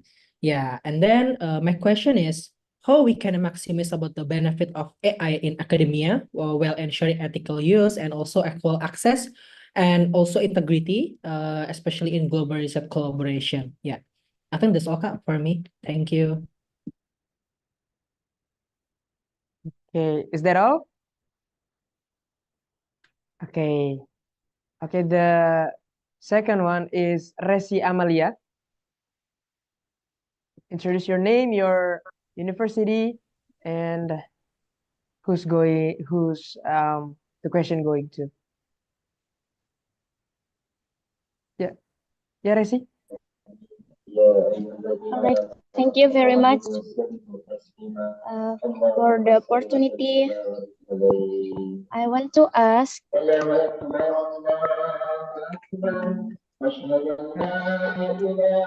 we all know that the digital divide is one of the challenges in the hyper-connected world. I would like to ask all the amazing presenters according to the experience.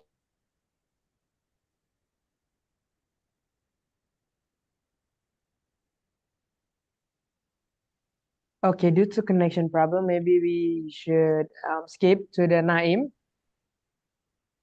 Okay, Naim. All right, thank you for the opportunity, sir. I wanna appreciate from the Mr. Fahri Pangestu. Wow, that was very good. I got new insight from your presentation, Mr. Fahari.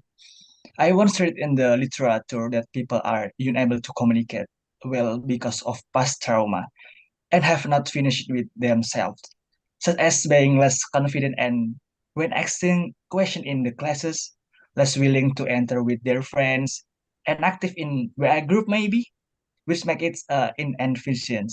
So, how Mr. Fahri Pangestu, how do you do create awareness about the importance of open communication? Thank you. I'm sorry, Naim. Can you repeat that again? Your question? Oh, okay. Maybe how do you create awareness about the importance of open communication? That's it. Okay. Okay, and we have a. Okay, thank you. Thank you, Naim. And the third one is okay, raise your hand, guys. We still have one left. Anyone else? Okay. Okay, it's time to Fahri answering the question from Sigit and Naim. Okay, thank you so much, Sam, for the opportunity. So I will just answer it directly, right? Yeah. Okay. So for the first question, I think it's from Kak Sigit. Hello, Kak Sigit. Salam kenal. So how can we utilize AI in this academia, right? So I think that's the main question. So as I explained in my slides, actually, we can use AI in any ways as we could, as long as it's still under the ethical guidelines of using it, and we are not crossing the dawns of the rules of the using AI. So for example, for my experiences, I use those three, right? However, in another thing that I don't explain in my presentation, I also use AI to help enhance my work as well. So for example, if I need to understand about some things, some stuff, I also use it to get me a glimpse of information or to brainstorm some ideas as well to, before I dig deep into the information that I am looking for. So normally I ask for information from the AI first, something like that. So like that's also the thing that I did in academia. For example, if I want to write an outline for academic paper or for presentation, I also using AI as a tool to help me. However, again, don't trust AI immediately. We have to also use our human sense, whether it's correct or not, it is reliable or not. We have to still do the double checking in order to, you know, be very mindful about using it. I think that's all that I can share. I hope it makes sense for you.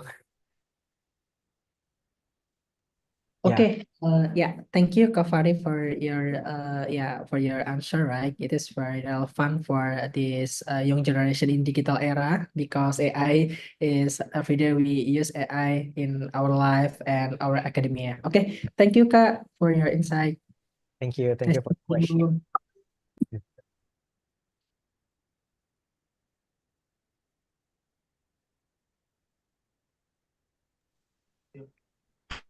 Okay, move to the second one. That is Naim to Fahri. All right. For the second question, how can we create the importance of the awareness of the importance of open communication, right? Wow, this question is very difficult for me to answer. Really, it is very, very difficult because I think communication is very complex, right? It is not about, I mean, there are a lot of aspects in behind it.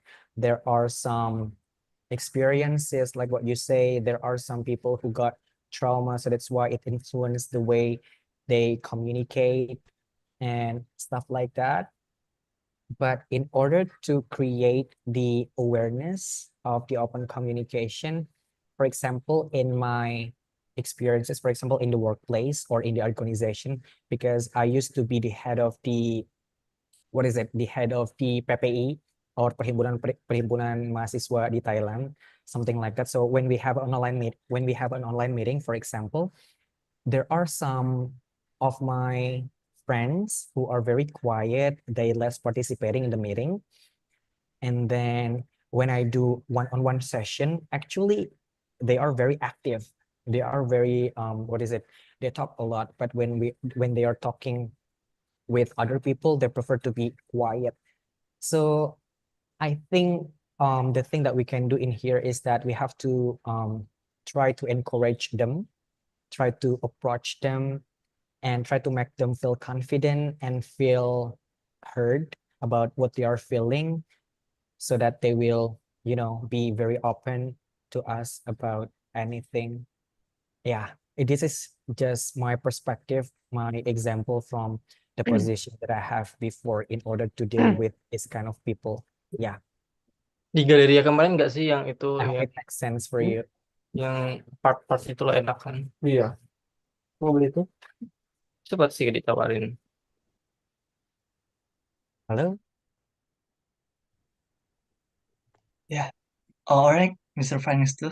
I'm sorry, there is sound another from audience. I'm sorry. Yeah, it's okay. Okay. Thank you so much for the question, Kak Naim. Thank you. Also, Mr. Fahri. Maybe I was seeing a lot of my friends that just he doesn't aware with themselves, and absolutely there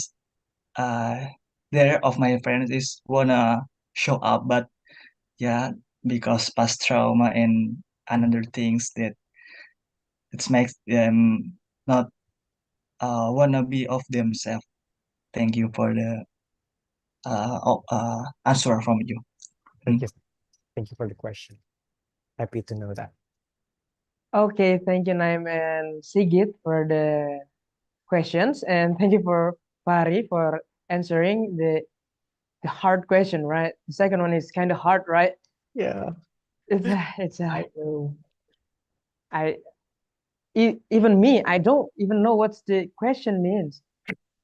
I don't know.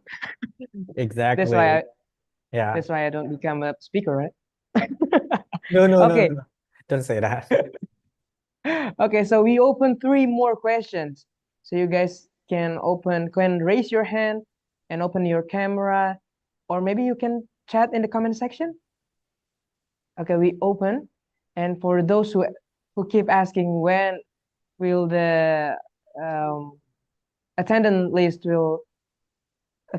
link will be given, it will given after the session, after the article session. Okay, we have Dewi Lely. Okay.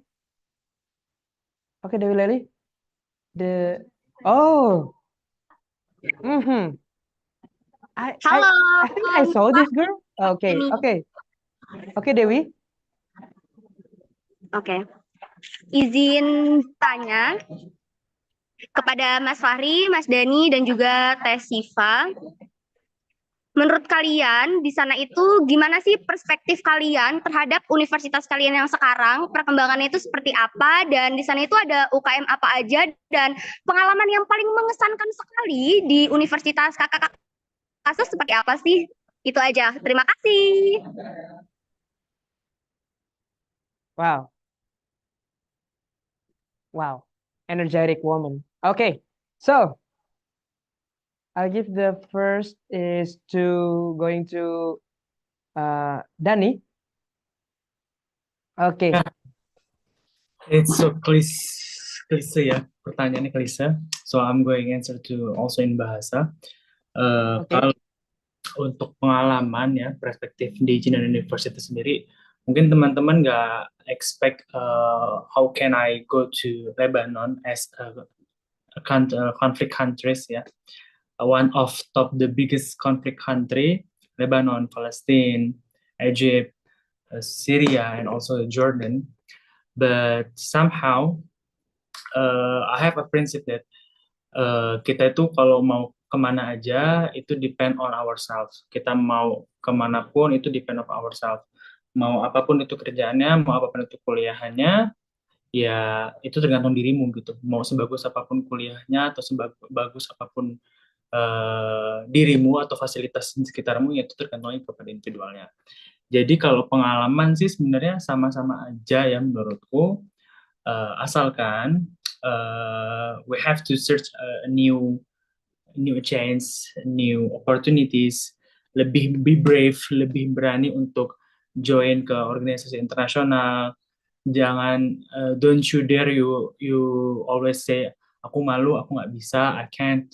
Oh, come on, we are now talking about the hyperconnected world ya. Kita di Mas Hamzah juga speak about the chat GPT. Sekarang tuh udah easiest way banget untuk speak English. Sekarang pun kalau mau belajar IELTS juga banyak banget yang gratis di YouTube, even in Google Drive juga banyak banget filenya. Jadi be brave aja, show off ya, nggak apa-apa, framing diri dulu pada, you framing yourself juga nggak apa-apa, karena we don't ever know what will happen in 5 years, in 10 years. We will see Mas Hamzah or Sam or Mbak Siva in government, in organization national, or you all guys or the other participant maybe will even more or the greatest. So pengalaman yang ini nggak ada, aku cuma pengen mengemphasize be brave.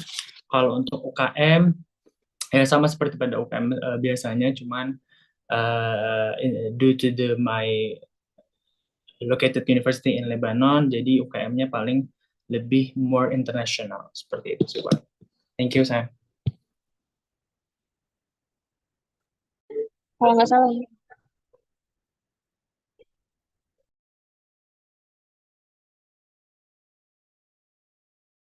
The question or Siva first?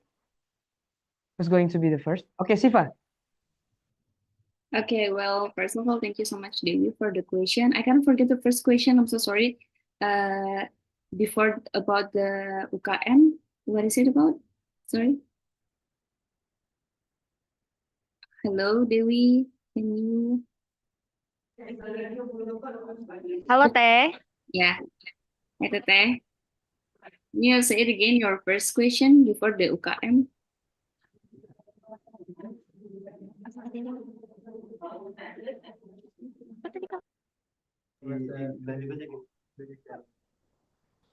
You can skip the first question. Izin okay. bantu.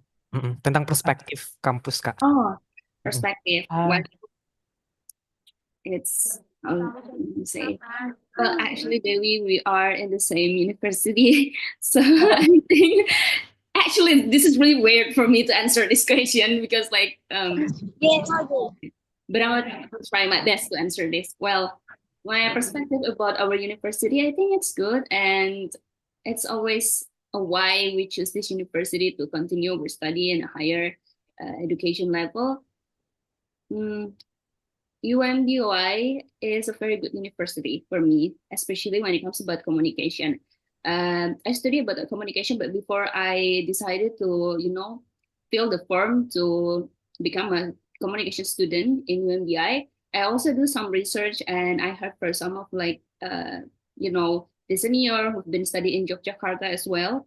They said that UMDI has one of the best faculty, which is it's really good to study communication in UMBI, and as you can see, we got a lot of facilities that provide our learning, and also about the UKM. I think we have so many UKM.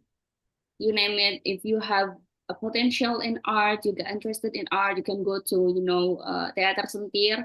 I think and one of the most famous UKM that we have. They are really good when it comes about theatrical. And also a friend of mine is the pimpinan produksi, yeah, the producer. I'm so proud of her. Anyway, so another kind that we have is in sports. There are sports, and then music. We have music as well if they're still active, right? If every time we celebrate the big day in our university, they always come and perform and give us some entertainment with their good music. I think, yeah, it is. I do hope I could answer your question, Dewi. Okay, thank you, Dani and Siva, and it's Fahri turns. Okay, thank you so much for the question. So, my perspective about my university, I would say that I am amazed with my university, especially my department, because they are very internationalized. So when I came in Thailand, I am a bit afraid because I am the minority in Thailand, right? Because as a Muslim, I am the minority, and I am afraid that I cannot find the halal food very easily. And what about the praying room, masjid, musola? Aku ketakutan kalau aku tidak bisa mendapatkan itu gitu loh di sana sebagai seorang minoritas. But surprisingly, ketika aku ke sana, faculty member aku, staff-staffnya sangat ramah, sangat baik. Even for example, ketika kita ada trip, kan kadang kita ada trip keluar kota, mereka itu selalu message kami mau makan apa, karena mereka tuh akan menyiapkan makanan halal khusus untuk kita. Kemudian ruangannya juga disediakan khusus dengan yang Muslim, seperti itu. Intinya mereka sangat respect terkait dengan perbedaan agama, dan mereka sangat aware terkait dengan hal ini. Dan kemudian untuk dosen-dosennya juga aku merasa dekat dengan mereka seperti no boundaries, even though of course there are some hierarchical relationship ya, kita harus respect terhadap dosen-dosen, profesor-profesor, tapi mereka sangat dekat dengan kita. Kita yoga bareng, kita karaokean bareng, kita dinner bareng, benar-benar hubungannya itu dekat gitu loh, karena mereka ngerti bahwa kita adalah mahasiswa internasional yang jauh dari rumah. Seperti itu, so I feel amazing about it. And related to the student activity, seperti UKM, sebenarnya di sana banyak sekali ya UKM di kampus aku. Ada fencing, kemudian ada jujutsu, ada karate, ada band, dance, dan yang lain-lain. Seperti di Indonesia sama. Cuma mostly mereka itu undergrad student. Dan kadang kebanyakan orang Thai itu kan jarang yang bisa bahasa Inggris. Jadi ketika mau, sebenarnya MA student juga bisa join, tapi karena mereka itu kebanyakan nggak bisa bahasa Inggris, jadi kadang agak kesusahan untuk kami kalau misalkan mau join atau mau latihan. Seperti itu. Jadi banyak banget sebenarnya aktivitas. Dan seperti apa yang dibilang sama Kak Dani ya, biasanya untuk master student itu kami biasanya kegiatannya adalah ikutan organisasi atau ikutan PPI di negaranya masing-masing, seperti itu, supaya bisa tetap engage dengan orang-orang dari Indonesia. Kemudian satu kesan terkait dengan pengalaman aku sejauh ini adalah I will say that study abroad is a life-changing experience, karena dengan study abroad, it broaden my perspective, it broaden my experiences, and I do realize that passion is evolving. Dari awal tuh aku cuma pengen jadi dosen, kalau passion aku tuh di dunia bahasa Inggris, tapi setelah aku study abroad, aku ketemu sama banyak orang, aku ngobrol sama banyak orang dari berbagai macam sektor, itu tuh benar-benar membuat aku lebih curious dengan sektor-sektor yang lain. Aku juga pengen nyobain ini, aku juga pengen nyobain itu. Jadi aku ngerasa dengan study abroad, dengan ketemu sama banyak orang, itu tuh bisa membuat kita jadi lebih berkembang. So maybe that's all my question, my answer. I hope it makes sense for Dewi. Yeah, thank you, Sam. Okay, the Faris answer. Okay, so the Faris answer is also at the same time close our Q&A session. So I'm sorry for Laras Aini and Intan Mariana. I'm sorry for the late response from us, and we continue our session into article presentation. But before that, before I end up my session, I would like to thank you to our three beloved speaker, Dani, Fahri, and Nursifa. And also I would like to conclude and make a conclusion that Dani said that we as a Gen Z have to make a new stigma aura that we're not that bad, but we can be more good than baby boomer generation expected, Gen X expected to us, Y millennial and so on, and that the Gen Z right now rarely do is the three magic words, which is sorry, thanks, and please. And we as a Gen Z, we have to be a digital pioneer, digital democracy advocate, and cultural connector. And in Nursifa, I got that how we live in hyper-connected world, and one is the most important thing is be aware and do digital literacy. And from Fahri, I really like that that nowadays related to us as a Gen Z as a new norm in online social media, online meetings, and so on.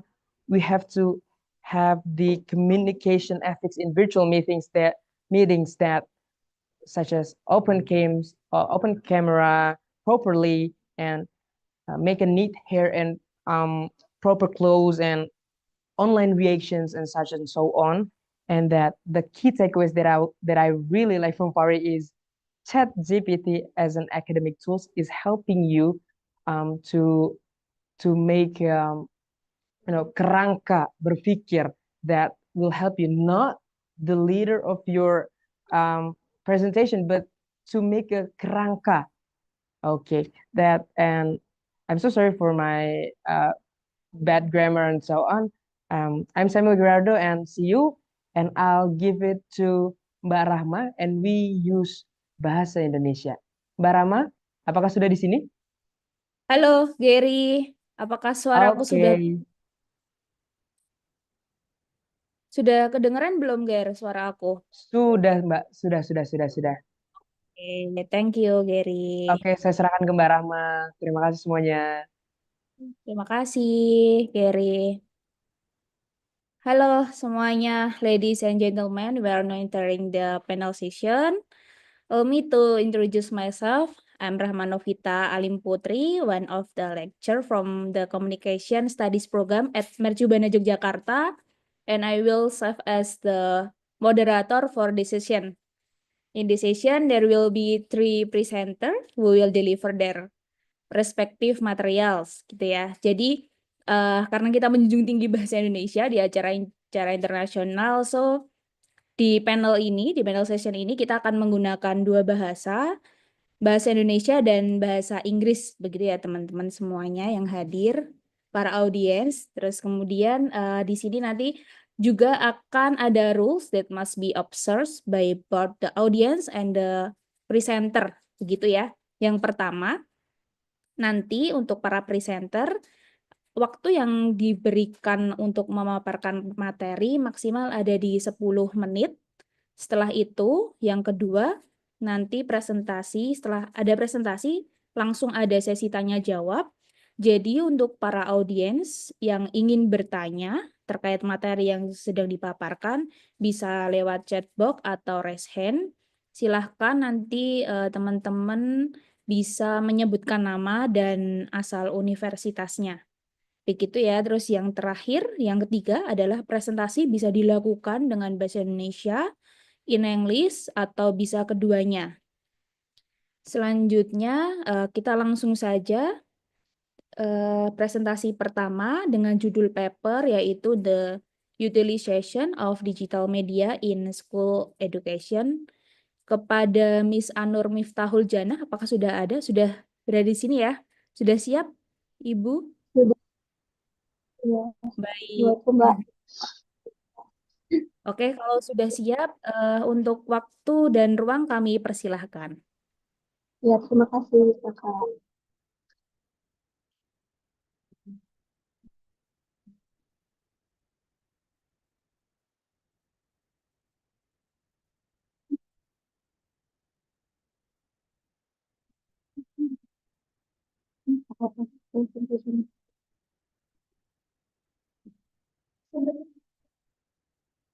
Eh, Halo semuanya, Assalamualaikum warahmatullahi wabarakatuh. Baik, di sini perkenalkan saya Anur Miftahul Jannah. Di sini saya akan mempresentasikan makalah atau paper saya yang berjudul The Utilization of Digital Media in Schools Education. Eh, Maaf sebentar, sebelum saya mempresentasikan paper, saya izin untuk membagikan PowerPoint.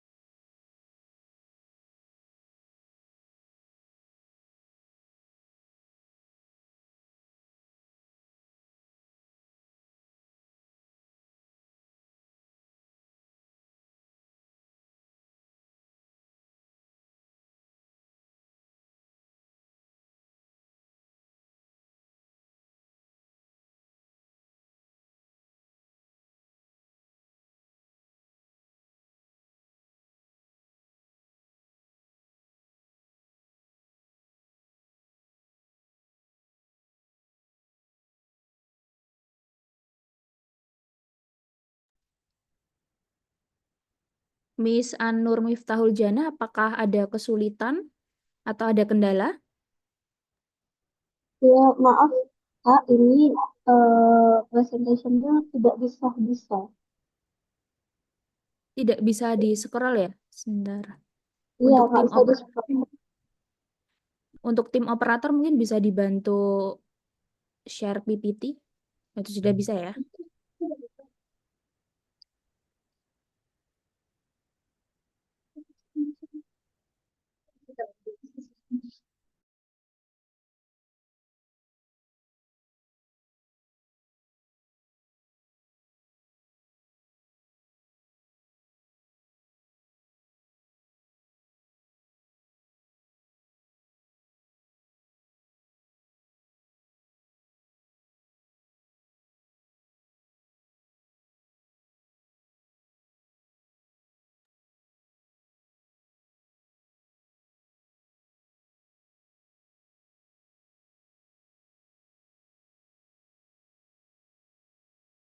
Bagaimana, Ibu? Masih ada Boleh kendala? pakai Zoom dari teman saya dulu, Bunda. Oke, kita tuker saja, nggih, Bu. Oh ya, boleh. Kita langsung ke next presenter saja sambil menunggu Ibu Anur. Begitu. Untuk selanjutnya dengan judul paper yaitu FOMO or JOMO, Changing Perception of Loss. Monggo untuk yang mewakili tadi di chatbox sudah ada dari Kak Alvin ya. Monggo silakan Kak Alvin, timnya Kak Alvin apakah sudah siap untuk presentasi? Alhamdulillah kita udah di room chat semua Kak, cuma yang ada beberapa untuk speakernya itu masih di mute gitu Kak. Oh begitu, bisa Ya. langsung dimulai saja Kak? Hmm. Oke, 10 menit ya Kak. Tapi teman-teman yang mute apakah udah bisa open mic-nya? Sudah, Mas Alvin, saya sudah siap. Oke. Oke, silakan. Waktu dan ruang kami persilahkan untuk timnya Mas Alvin.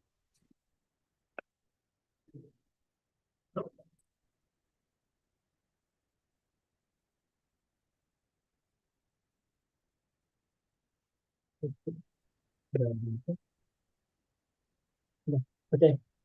Thank you for the time. Bismillahirrahmanirrahim.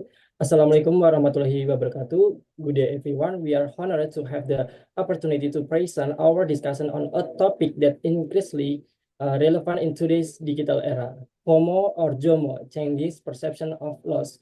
Allow us to introduce ourselves. I am Alvin from Gajah Mada University, joined by Sigit from Gajah Mada University, Rozi from Yogyakarta State University, and Naim from Sunan Kalijaga State Islamic University. Together, we aim to explore how these two contrasting phenomena influence our mental well-being, social relationship, and personal choice. Next.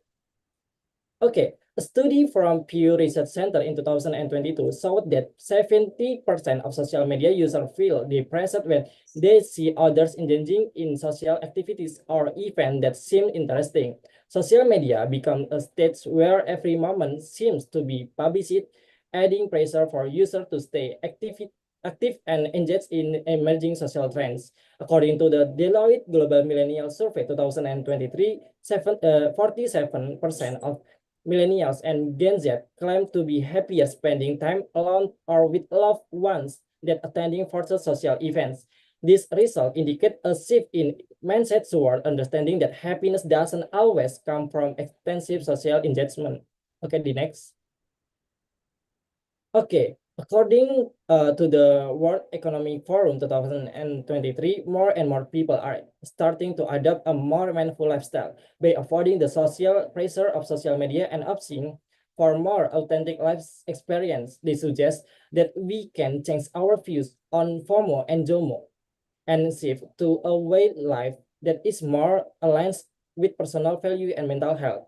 Changing this perception of loss and absence is an important step toward a more meaningful life. In this ever-evolving world, individuals are faced with various social choices that can be confusing and demanding. By understanding and adopting the concept of ZOMO, we not only reduce the negative impact of FOMO, but also gain freedom from exciting social pressure.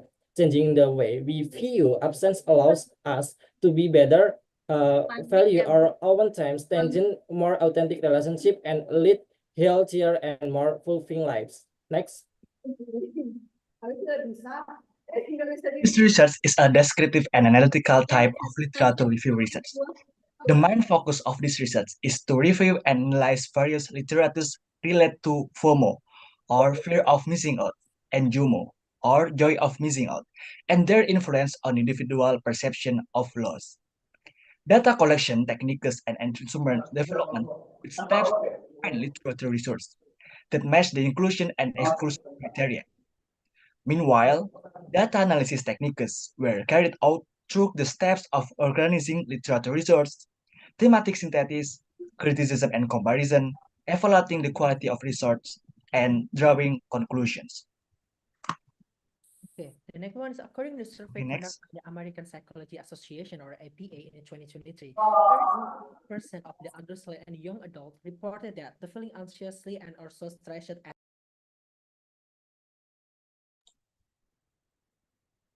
I'm sorry, Mr. Sigit, your voice.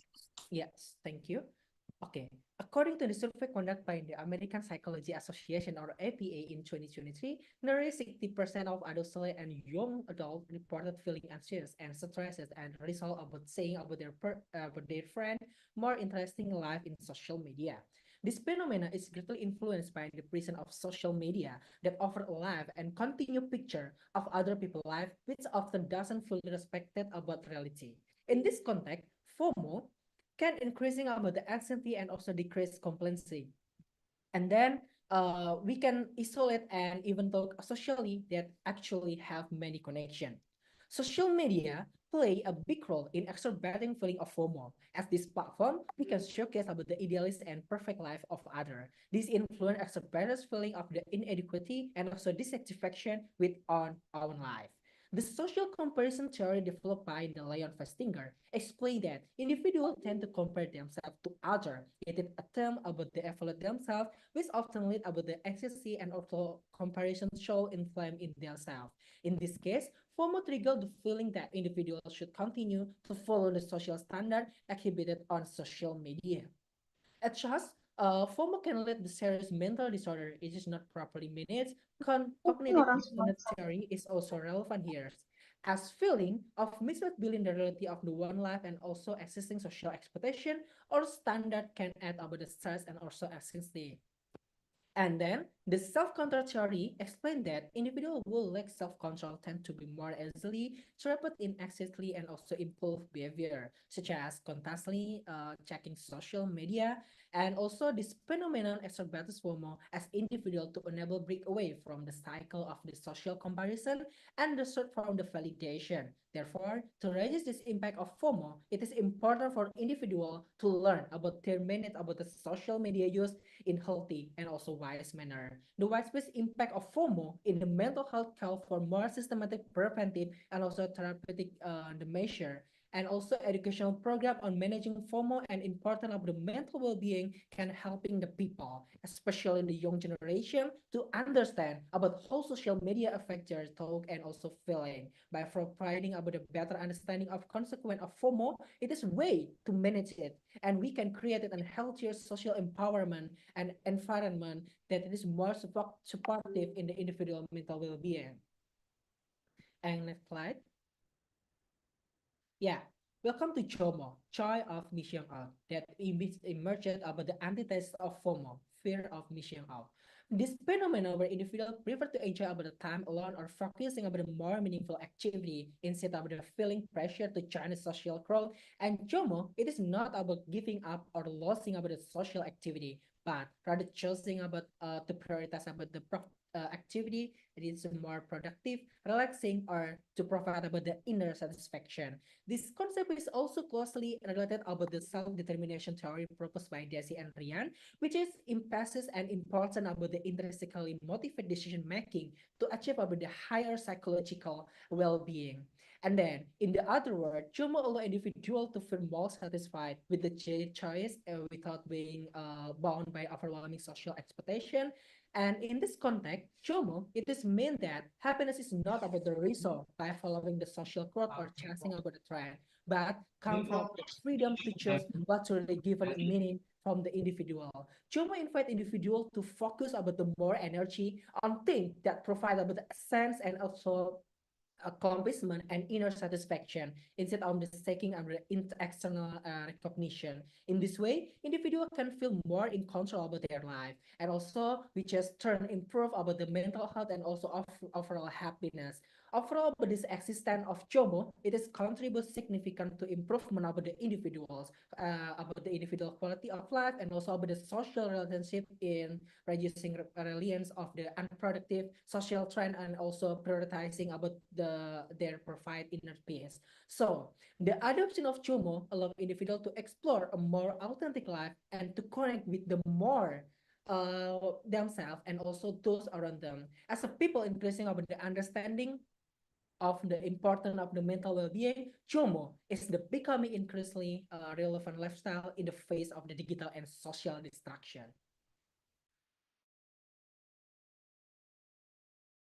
Okay. Okay. FOMO, the feelings of anxiety and worry that arise from comparing one's own life to the life of others on social media can increase anxiety, decrease competency, and even lead to mental health disorders such as depression and anxiety. FOMO can also worsen social relationships as individuals focus more on the quantity of social experience rather than the quality of interaction. The adverse effects of FOMO, such as sleep disturbance and stress, demand more attention to managing health social media use, as well as implementing strategies such as mindfulness and digital detox to improve mental well-being. How about JOMO? JOMO or individuals choose to enjoy alone time and more meaningful activities rather than being pressured to join the social crowd. This concept, driven by self-determination and mindfulness theories, provides an opportunity for individuals to focus on psychological well-being and higher quality social relationships. JOMO is also associated with improved quality of life, reduced stress, and strengthened interpersonal relationships, as individuals are more selective in choosing social activities.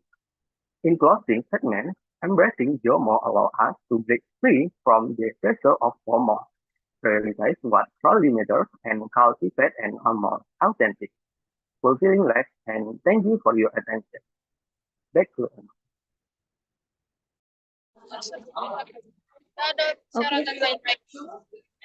Terima kasih kepada timnya Kak Alvin ya. Ada Kak Alvin, terus Kak Naim, dan teman-temannya. Oke, selanjutnya adalah sesi tanya jawab. Silakan untuk para audiens yang ingin bertanya terkait pemaparan materi tadi dari FOMO hingga JUMO ya, begitu ya. Materi yang cukup relate dengan generasi hari ini, gitu. Monggo teman-teman yang mau bertanya bisa lewat chat box or raise hand. Silahkan.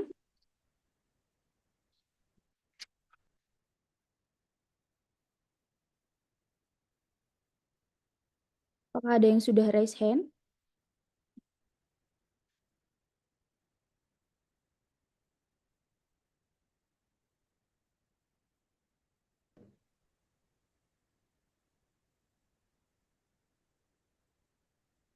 Atau lewat chat box? Kok sudah ada?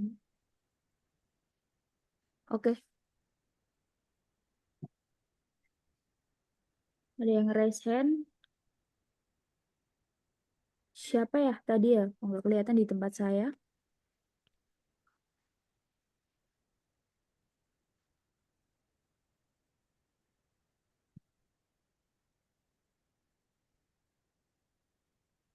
Oke. Karena tidak ada yang bertanya, terima kasih untuk timnya Kak Alvin ya, sudah memaparkan materi dengan cukup baik dan bagus sekali materinya. Selanjutnya kita langsung ke presenter kedua. Presenter kedua oleh Miss Valina Yolanda dengan judul papernya yaitu Literasi Digital, Penguatan Pembelajaran di Madrasah Era Digital. Miss Yolanda, apakah sudah siap?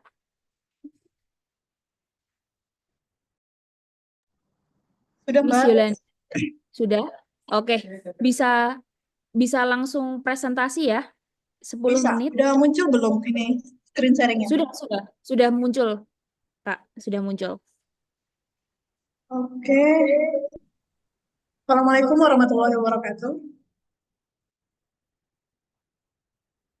Baik, di sini saya ingin mempresentasikan hasil penelitian kita sebagai guru madrasah tentang literasi digital pada pembelajaran di madrasah Mandua Kota Pekanbaru. Adapun penelitian ini karena memang madrasah kita sekarang itu sedang mengarah kepada kelas digital. Jadi integrasi teknologi dalam pendidikan di madrasah itu diharapkan dapat membantu meningkatkan pemikiran kritis, kreativitas, dan kolaborasi. Tujuan penelitiannya itu yaitu untuk mengukur tingkat literasi digital di Mandua Kota baru, serta mengidentifikasi bagaimana hambatan dan strategi untuk meningkatkan literasi digital di madrasah. Adapun metode yang digunakan itu menggunakan mixed method, yaitu untuk yang metode kuantitatif itu menggunakan survei dan yang kualitatif itu menggunakan wawancara. Adapun respondennya adalah sejumlah guru yang ada di Mandua Kota Pekanbaru itu terdiri dari 70 guru serta 100 orang siswa yang terdiri dari kelas 10, 11, dan 12. Nah, ini digunakan untuk mengukur tingkat literasi digital serta penggunaan alat digital yang ada di kelas digital serta fokus kepada tantangan dan peluang integrasi digital. Kemudian datanya dianalisis secara deskriptif. Adapun hasilnya yaitu literasi digital di madrasah itu pada dasarnya sudah baik, akan tetapi untuk keterampilannya seperti pembuatan konten oleh guru itu masih rendah karena sebagian besar guru itu masih menggunakan konten-konten yang sudah ada dari orang lain. Sedangkan untuk peluangnya sendiri, baik dari guru maupun siswa sebenarnya sangat antusias untuk menggunakan teknologi, tetapi hambatan yang ditemukan adalah kita masih kekurangan akses perangkat untuk digitalisasi, karena untuk kelas digital itu sendiri itu kita masih ada di kelas 10. Sedangkan dari segi gurunya kita masih kurang pelatihan untuk literasi digital, serta belum terintegrasi secara menyeluruh ke dalam kurikulum di madrasah. Kemudian rekomendasinya diharapkan dari pimpinan itu akan sering-sering melakukan pelatihan rutin untuk para guru, serta adanya investasi infrastruktur digital dan integrasi digital ke dalam kurikulum di madrasah.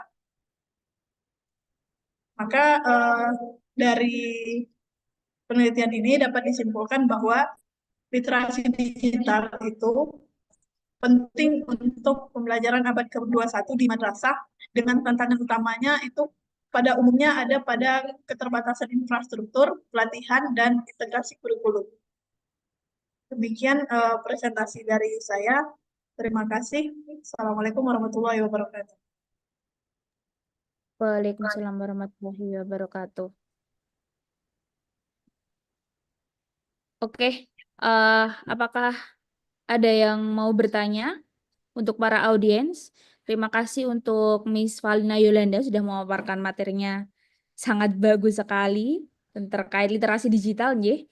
Oke, monggo untuk para audiens yang ingin bertanya bisa raise hand atau bisa lewat chat box. Begitu ya. Apakah ada yang ingin bertanya?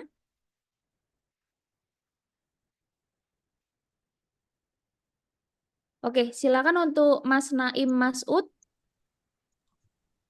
Terima kasih. Monggo, tanya. Baik, terima kasih Mbak Novita dan juga Mbak Valina yang sudah mempresentasikan. Saya di sini izin bertanya. Tadi kan sudah jelaskan bahwasanya tingkat literasi digital di madrasah tersebut sudah baik, kemampuan dasarnya baik, tetapi keterampilannya harus dilanjutkan ya dan juga diimprove. Nah, di sini saya ingin bertanya, apa parameter dari Mbak Valia Yolanda ini menganggap bahwasanya di tingkat madrasah tersebut sudah mempunyai kemampuan dasar yang baik. Terima kasih. Boleh langsung dijawab, Mak? Boleh langsung dijawab, Miss Valina. Monggo silakan. Iya, izin Pak Naim Masud.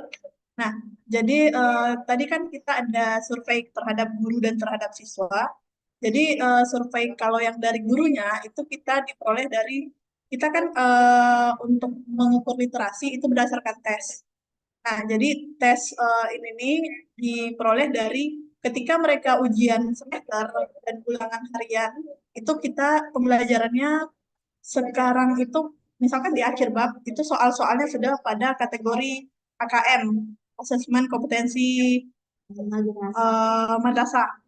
Makanya untuk di soal ujian itu guru juga sudah membuat soal-soalnya kalau untuk yang semester sekarang itu berdasarkan literasi PISA. Jadi dari sini hasil nilai ujian siswa itu kategorinya itu rata-rata sudah pada nilai 50 sampai dengan 70. Jadi itu kalau dikategorikan itu sudah termasuk dalam kategori yang baik. Jadi dari hasil ujian saya mengatakan itu baik.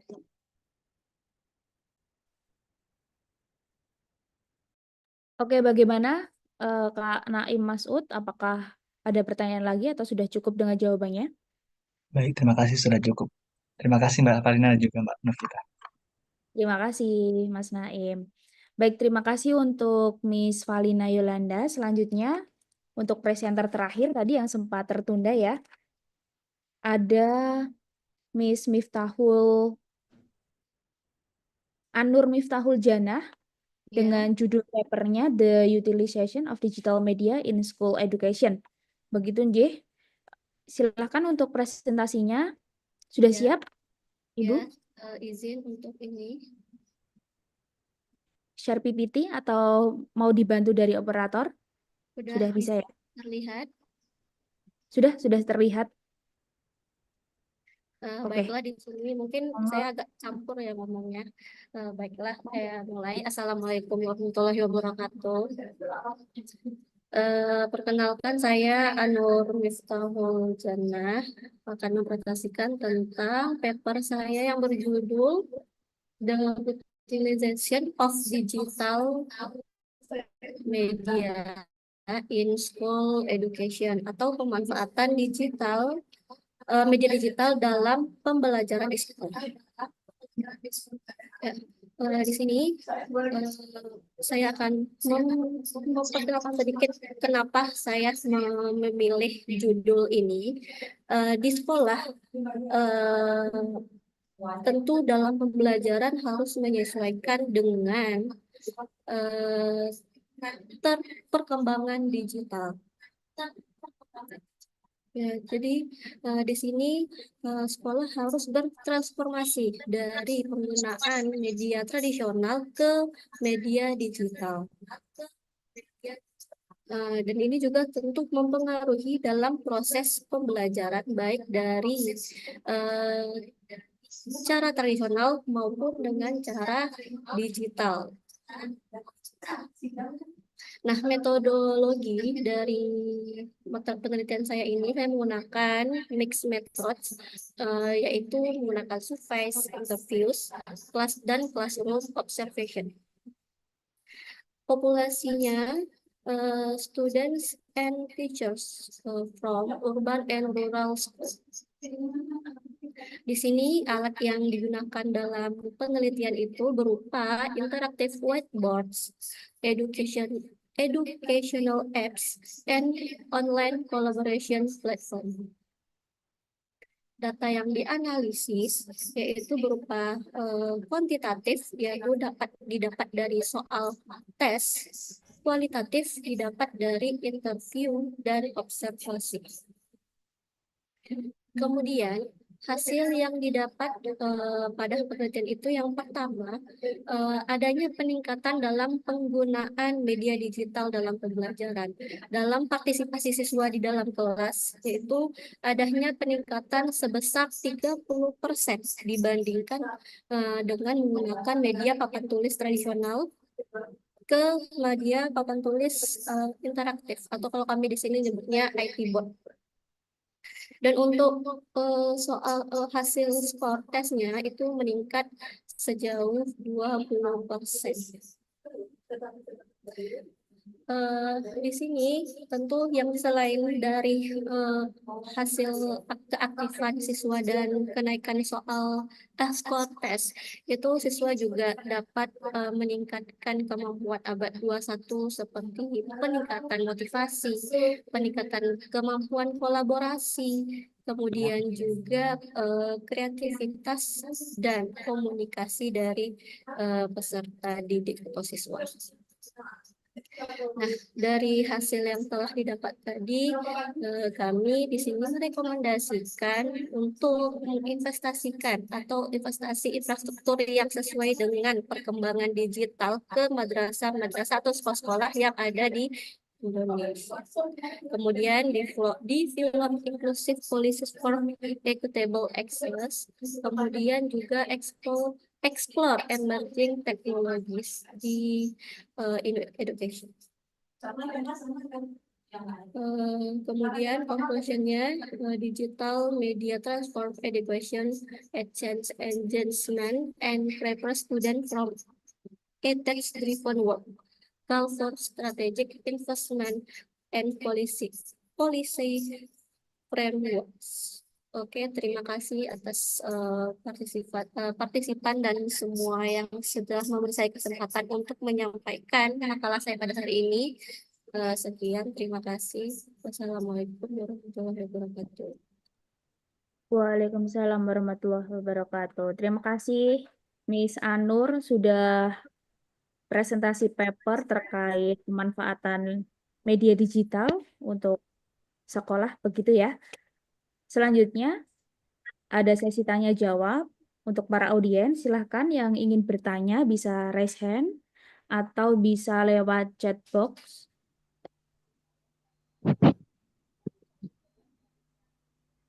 Monggo, silakan. Ada yang ingin bertanya? Yang penasaran dengan bagaimana penggunaan media digital, begitu? Baik, jika tidak ada yang bertanya, untuk panel session ini saya tutup. Terima kasih para hadirin, para presenter yang sudah bergabung di panel session ini. Selanjutnya, saya kembalikan kepada MC.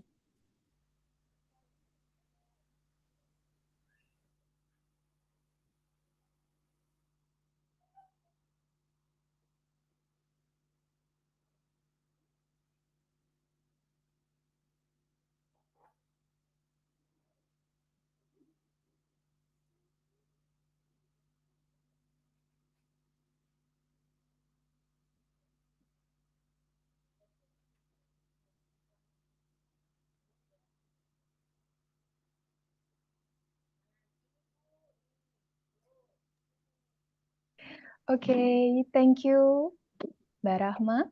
Yeah. Okay, guys, ladies and gentlemen, we have come to the event of today's seminar. On behalf of the organizing committee, I would like to thank all of you for your participation and attention. We hope you found this event insightful and valuable. Once again, I'm Jasmine Ivana Dewi Kriswara, your Master of Ceremony for today's seminar.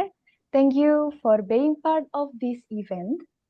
We look forward to seeing you again in our next event. With that, I bid you farewell and see you next time. Wassalamualaikum warahmatullahi wabarakatuh.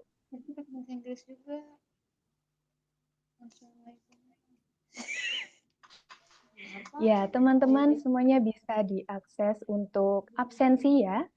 Sudah berada di layar. Oke.